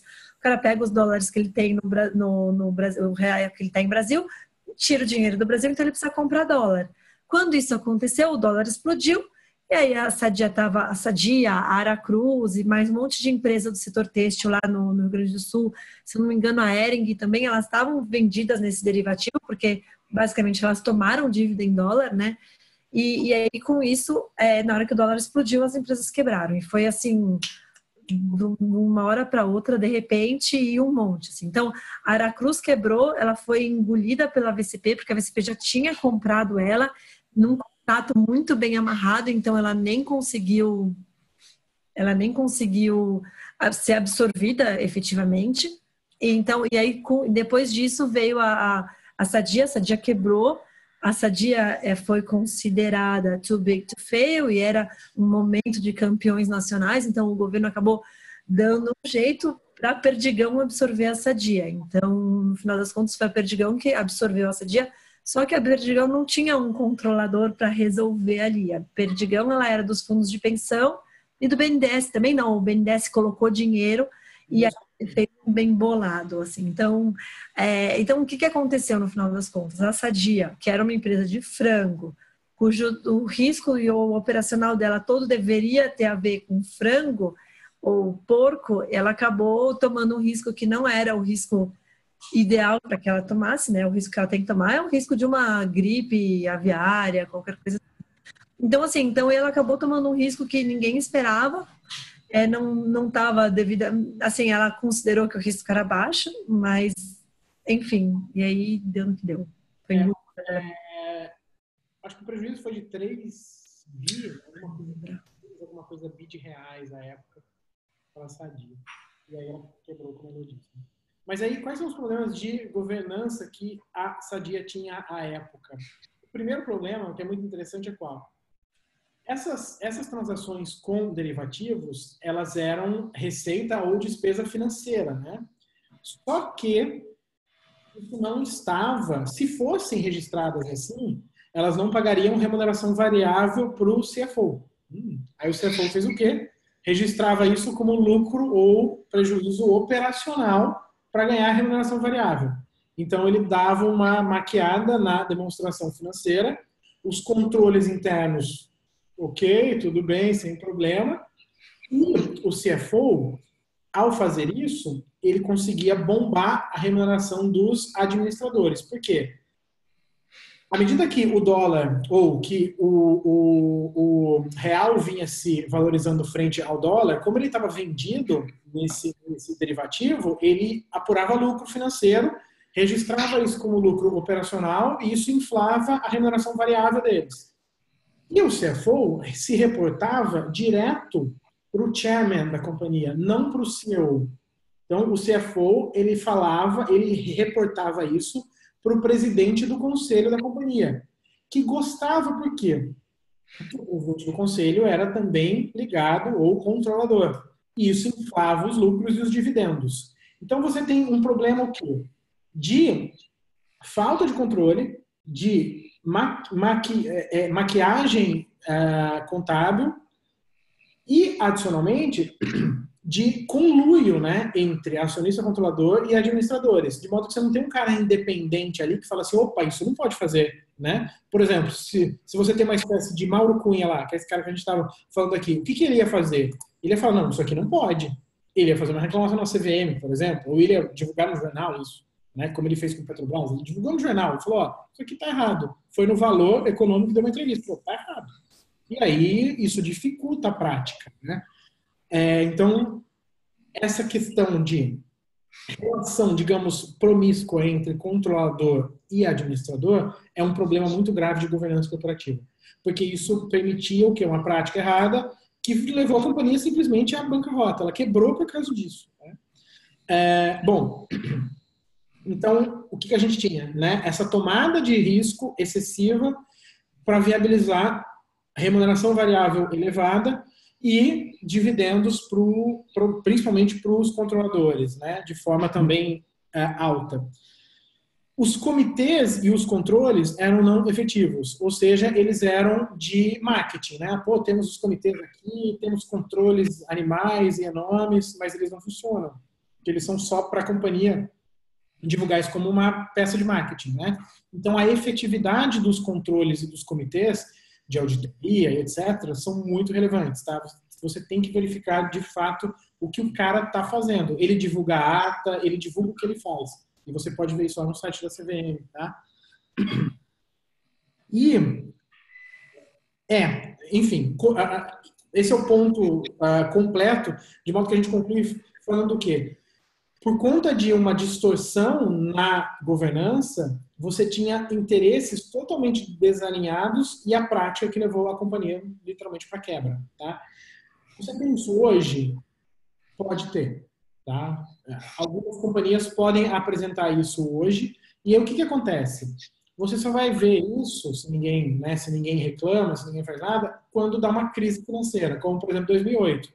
Aí você cai numa situação de risk-off, o câmbio desvaloriza absurdamente do dia para a noite, isso se chama overshooting cambial, e dá o overshooting, o prejuízo é imediato, a companhia chamada imagem, né, Elô? Você sabe disso melhor do que eu, e o cara tem que cumprir com aquilo e não tem dinheiro para cumprir com aquilo. E aí, acabou, né? Você tem uma chance de quebrar muito, muito rápido, tá? E no caso da Sadia, tivemos alguns agravantes que foram quais? Insider. O próprio CFO se valeu disso para operar com insider. Tá? E ele foi a primeira pessoa condenada no Brasil por insider trading. Né? E ele foi preso lá fora, lá nos Estados Unidos, por causa disso, inclusive. Tá? O CFO. Né? Aí ele fez um acordo, pagou uma multa absurda e resolveu. Tá? Eu não sei que fim ele deu. Você sabe, Elô? Não, na verdade, tem uma parte dessa história que eu não conhecia. Eu tô aqui meio surpresa. Qual? Essa parte do insider trading? Não, na verdade eu lembro da história, mas eu não lembrava no detalhe, assim. Então, assim, quando ele viu que o negócio ia explodir, ele ainda operou com essa informação, ganhou uma grana, operou lá fora também, se eu não me engano, e aí a SEC pegou ele lá fora. E aqui no Brasil foi o primeiro caso de insider julgado e condenado. Mas aqui no Brasil é difícil, né? A gente já sabe, ele recebeu uma multa, ele nunca foi preso aqui, mas ele foi preso lá fora, pagou uma multa enorme lá fora, fez um acordo lá fora. Tá? Tem uma questão importante sobre governança, que é o seguinte, já que aqui a gente não tem todos os mecanismos, empresas com ADR, né, empresas que também são negociadas lá fora, e aí em geral é Nova York, na NYSE, elas acabam necessariamente sendo obrigadas a uma governança um pouco maior. Então isso é uma coisa que é um fator que pode ser uma segurança maior. Ainda que nos casos, por exemplo, que eu acabei de falar, de Sadia e Aracruz e a própria Petrobras, e enfim, várias outras, né? Oi também tinha DR. Então, assim, na verdade, não necessariamente é uma garantia, mas ela acaba sendo exposta e os riscos são maiores para qualquer tipo de situação nessa linha. E tem um ponto importante aí, Elô, bem rápido, que eu acho que é qual? Não vale nada você ter muitos controles, governança e etc., se você não tiver uma cultura organizacional desenhada para isso. Tá? Então, né, eu acho que eu já até disse isso antes. É muito importante para todo o investidor olhar as práticas de governança, comitê, transações de partes relacionadas, etc., mas verificar de uma maneira independente mesmo, ler jornal, etc., ver se a companhia de fato cumpre com essas práticas. Então, por exemplo, a Petrobras, alto grau de governança, etc., os caras estavam roubando bilhões dentro da companhia. Mas existiam sinais. O grande sinal financeiro, né? A companhia aumentando a produção, comprometendo margem, etc., fazendo investimentos malucos, isso é um sinal de que alguma coisa está esquisita. Então, tem que se ligar a esses sinais. Eu vou adicionar uma aí na Petrobras que é importante. Quando você olha uma empresa, assim, eu sempre falo para os alunos que, assim, vai investir numa empresa onde você consegue entender. E a Petrobras, ela é muito grande para a maioria entender. Assim, no auge desse momento, talvez 2010, 11, eu era analista de petróleo. Então, eu acabei estudando muito Petrobras e desde então eu fiquei sem pôr a mão e, putz, por todos os anos seguintes, porque o que eu enxerguei lá, e assim, tinha algumas coisas que eram inexplicáveis. Por que que era tão mais caro você fazer uma refinaria no Brasil? Se eu não me engano, era 2,5 vezes mais caro. Ou por que que uma plataforma produzida no Brasil ela era tão mais cara? E aí sempre vem assim, o custo Brasil e não sei o quê. A Sete Brasil, qual a finalidade de se constituir a Sete Brasil aqui no Brasil, produzir embarcações aqui, que era 3 vezes mais caro que lá fora, por exemplo? Então, assim, tudo que não fizer sentido econômico fica fora. O que você não consegue entender, óbvio que pode ser que em algum momento a assimetria é tão grande que vale a pena, mas aí chega num ponto, você não consegue entender, você não tem nenhum edge, né? Você não está na fronteira da informação, procura uma coisa mais boba, com menos assimetria, enfim. Ou você vai estudar profundamente até você ter convicção para montar uma posição um pouco maior. Exato. E falando de Petrobras, tem o caso Pasadena, tá? Que a gente pode falar bem rápido dele. Todo mundo conhece, né? A Petrobras comprou uma refinaria lá nos Estados Unidos, Pasadena, pagou um preço animal por isso, muito caro, e esse preço foi, uma parte desse preço foi pago em corrupção, né? Propina, etc. Foi dividido entre os amigos lá. E o que aconteceu em Pasadena?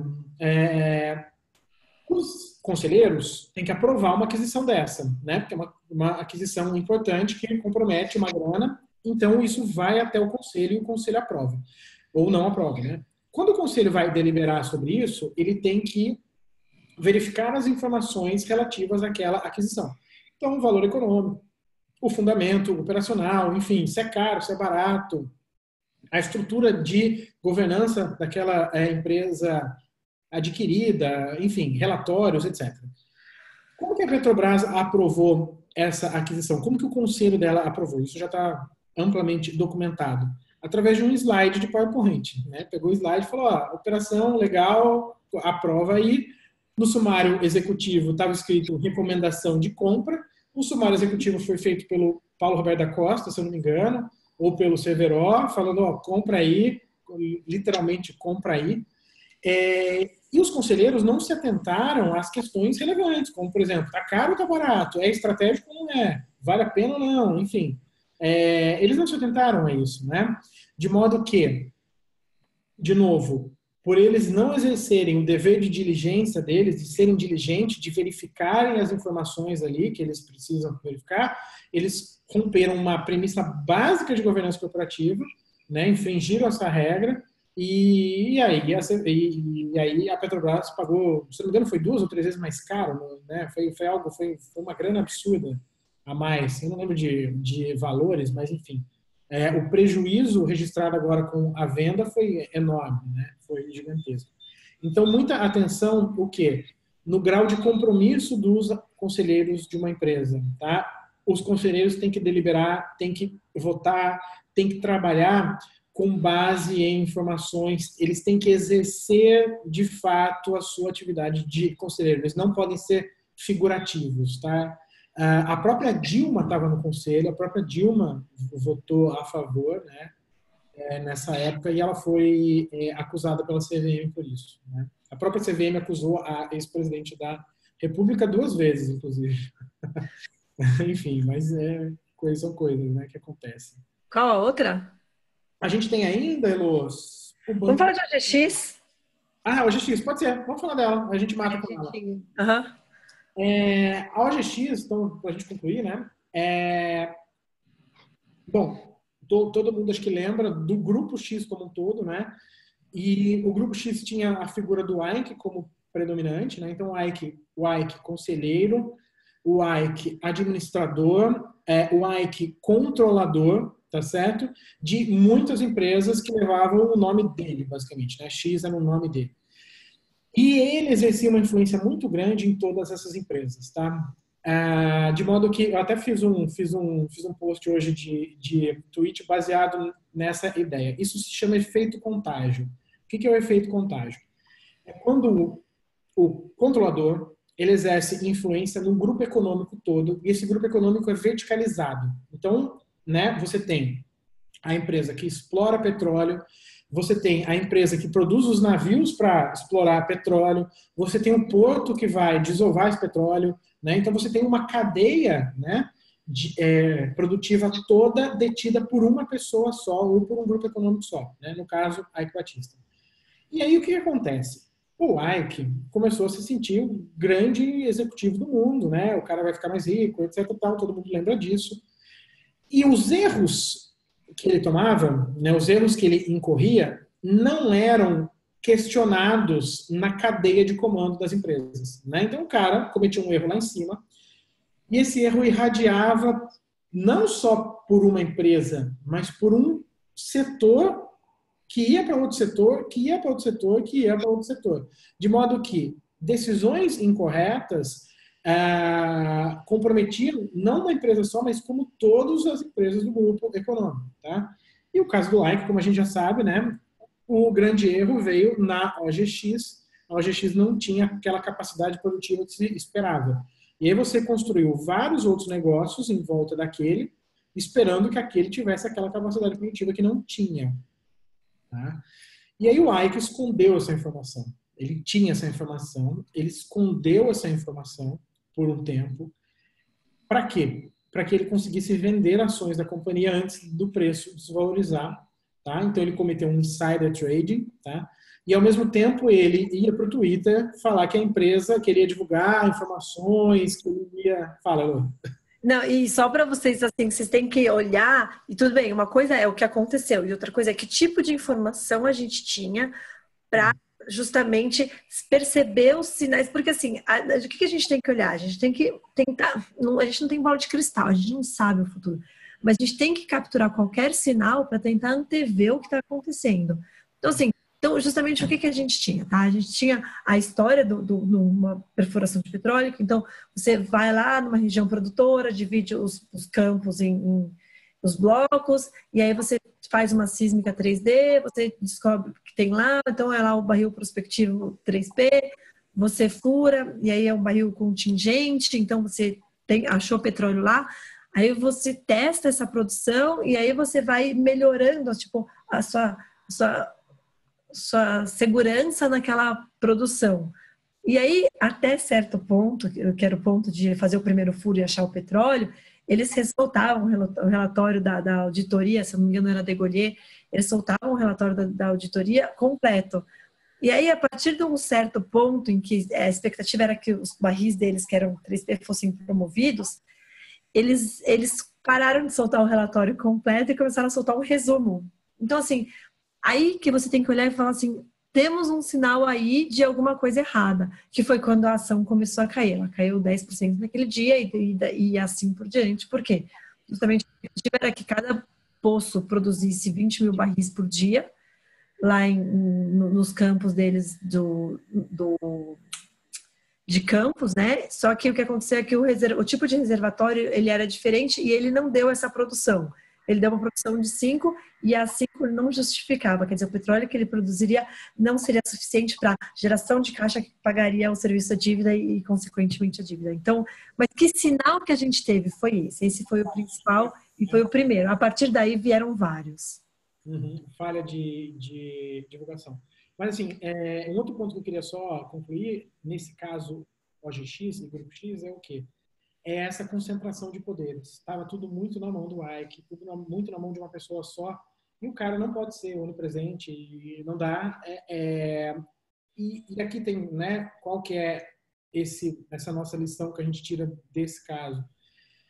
O fato que diversidade de opinião, às vezes, é muito importante numa companhia, em termos de governança. Não é diversidade de conceito político, não, de ter negro, branco, não é isso. É o fato de ter opiniões diversas sobre uma deliberação. Tá? Porque com isso você consegue estressar ao máximo aquele tópico, aquele assunto, e evitar a incorrência de erros comportamentais. Hoje, no Valor, hoje mesmo, tem uma matéria sobre o Verde Asset, né?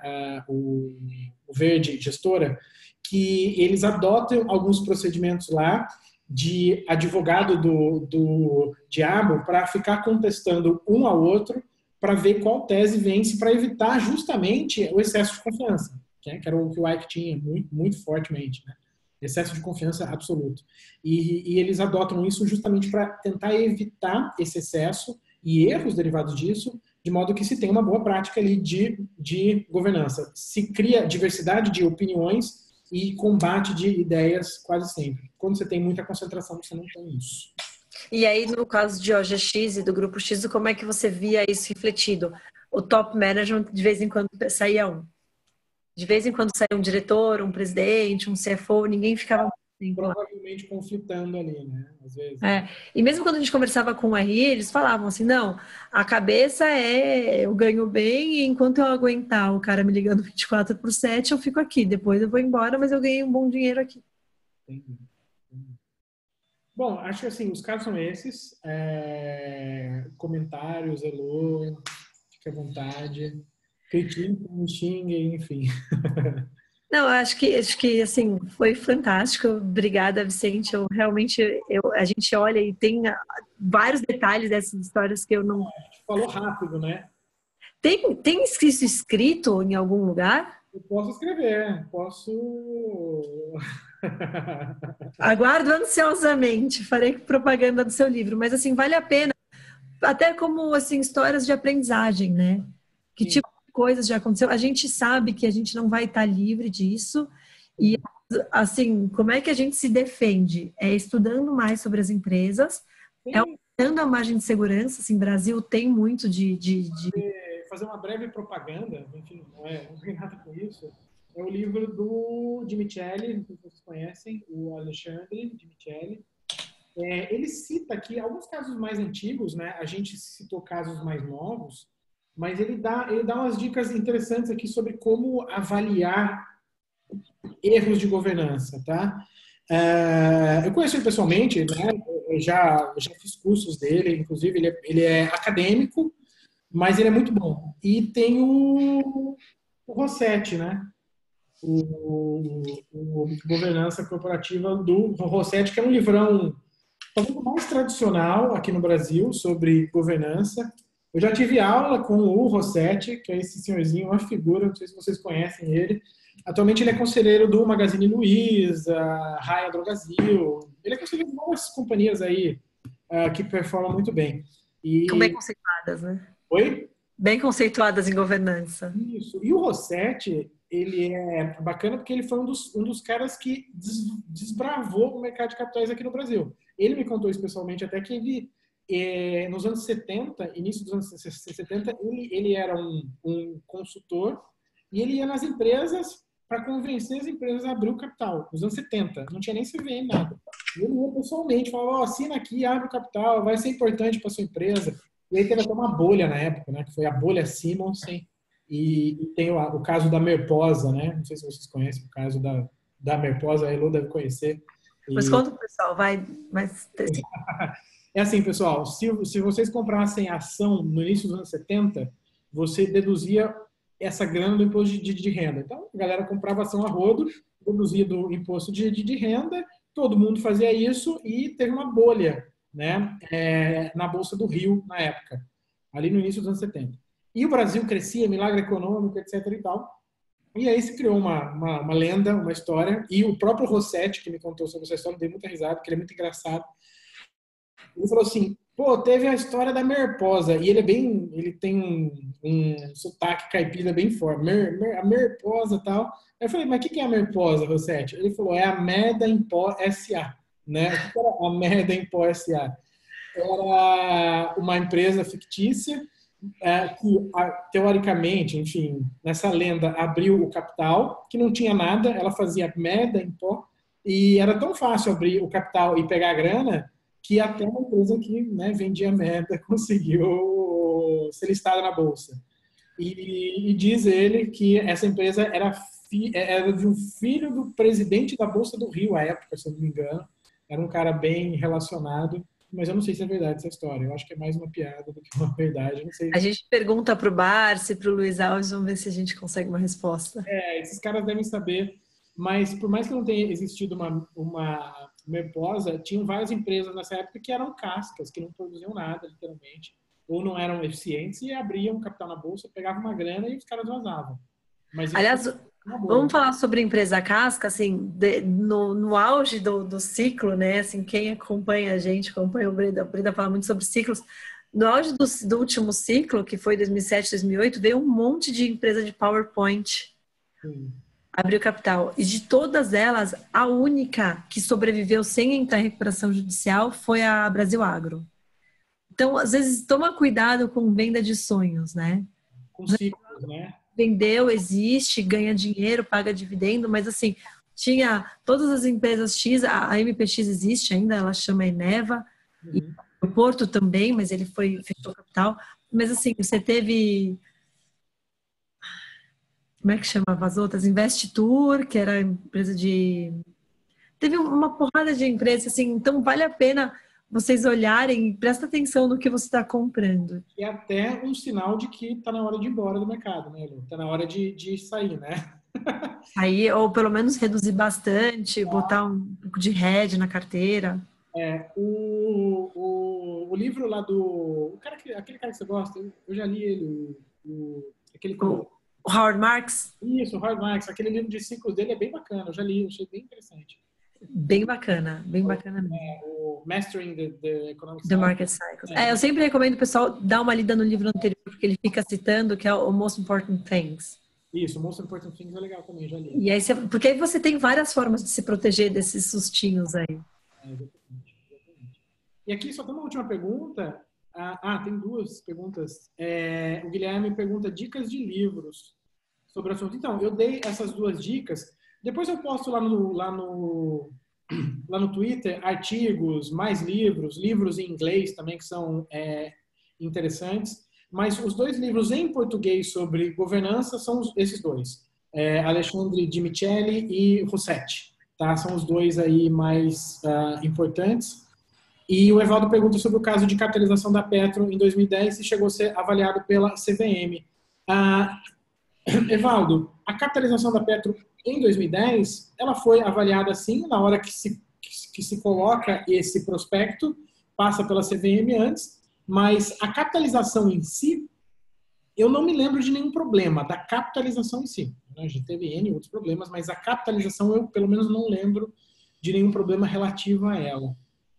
Teve o caso da cessão onerosa, mas estava no prospecto, né? Comprou quem quis. Estava informado, o governo vai pegar uma grana aqui e que não vai ficar com a Petro, então estava lá no prospecto. Tá? Tanto que, na verdade, a capitalização ela foi justamente para levantar dinheiro para fazer todo o capex que tinha que fazer por causa do pré-sal. Então, assim, você, inclusive, foi levantado bastante dinheiro. Então, assim, eu acho, a minha opinião é óbvio que não foi bom.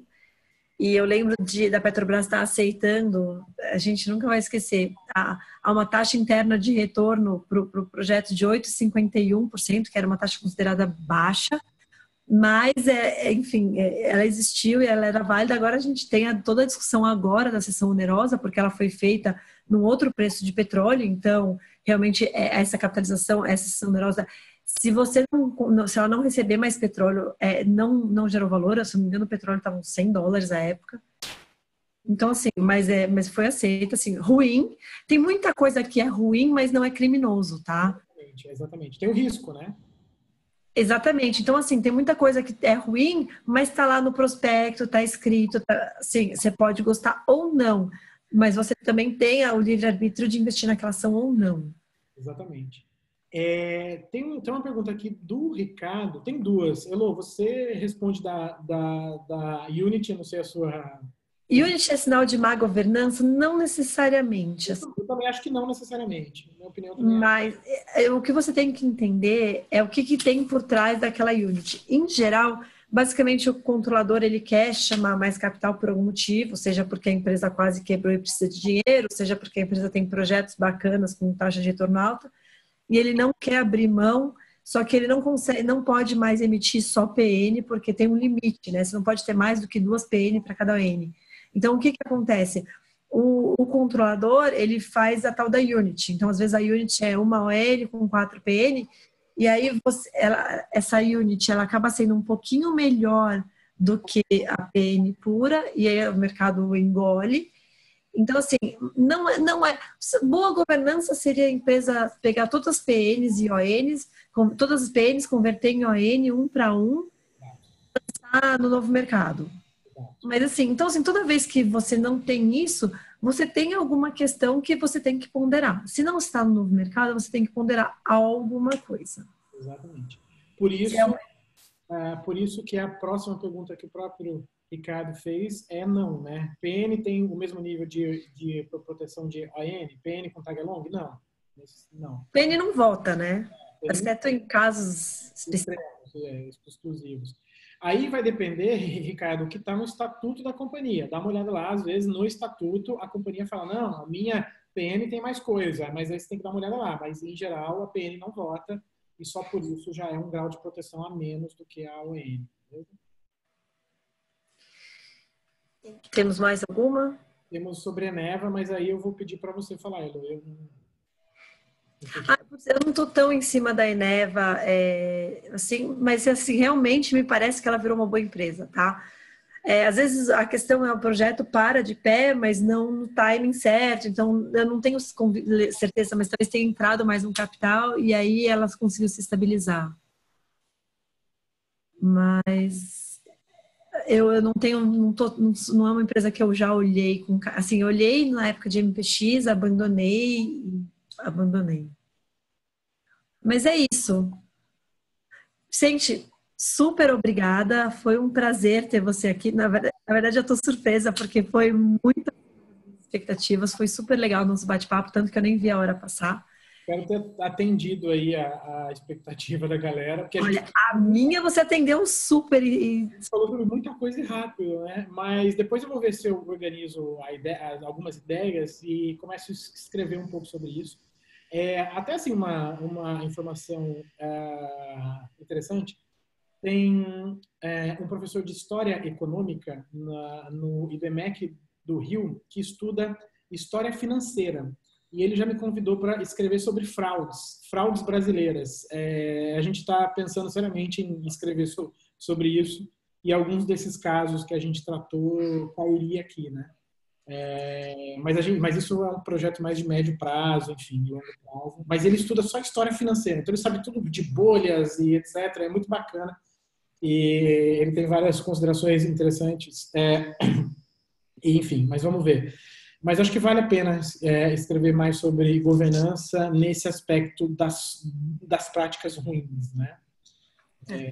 E vale a pena entender governança, uma vez que você, assim, o meu público é esse, que você está disposto a tirar daqui da bolsa uma parte relevante do seu rendimento de longo prazo, porque às vezes você olha e você cai numa dessas, numa posição grande, você nunca se recupera. Eu tive um aluno que virou para mim e falou, eu tô aqui porque em algum momento alguém falou que a OGX era a ação da vida, eu fui lá e dei all-in a OGX no pior momento possível. Então você olha e você tem que olhar e você precisa entender governança. De novo, a gente não aborda nesse curso porque eu vou abordar no curso mais básico, porque é uma coisa que você já precisaria chegar sabendo, talvez uma das primeiras coisas, mas como a gente não fez parte do nosso material, realmente é um assunto que eu quero que vocês olhem com muito carinho. Entendam como é que a bolsa divide as empresas em categorias, o que quer dizer estar no novo mercado, por que isso é melhor, por que isso não te protege de tudo e ainda tem algumas coisas ainda podem acontecer. Então, assim, foi o que eu falei, o assunto ou os temas para a gente estudar só em micro, né, em análise micro da empresa, são muitos, mas esse é um que vale a pena porque aqui você quebra. Com certeza. Concordo plenamente. E se a gente não consegue fugir 100% de tudo, então garanta que empresas onde você questiona a governança, você tem um limite aceitável de participação dentro do seu patrimônio. Sim. Gente, mais uma vez, muito obrigada. Adorei. A gente volta aqui. Eu quero ouvir muitas histórias, assim. A gente tem várias coisas que a gente, às vezes, só acompanhando fatos relevantes e comunicado ao mercado, a gente não chega na história completa. Então, assim, para mim, todas as histórias elas ficaram melhores agora com a situação. E, então, mais uma vez, muito obrigada. Foi um prazer estar aqui com você. Beleza, galera. Obrigado. Eu agradeço, Elô, pelo convite, agradeço o pessoal por perguntar. Eu já pus o meu Twitter que perguntaram aqui e qualquer coisa me sigam lá, que eu sou novato nesse mundo. Até a Elô é uma das incentivadoras que eu participe mais, né? Mas é isso, vamos conversando sobre o tema. Eu gosto bastante disso e gosto também muito de finanças, etc. É meu assunto preferido, mas a gente vai falando disso sim. Agradeço muito, Elô. Obrigado. Obrigada. Então é isso, galera. Se tiver mais perguntas.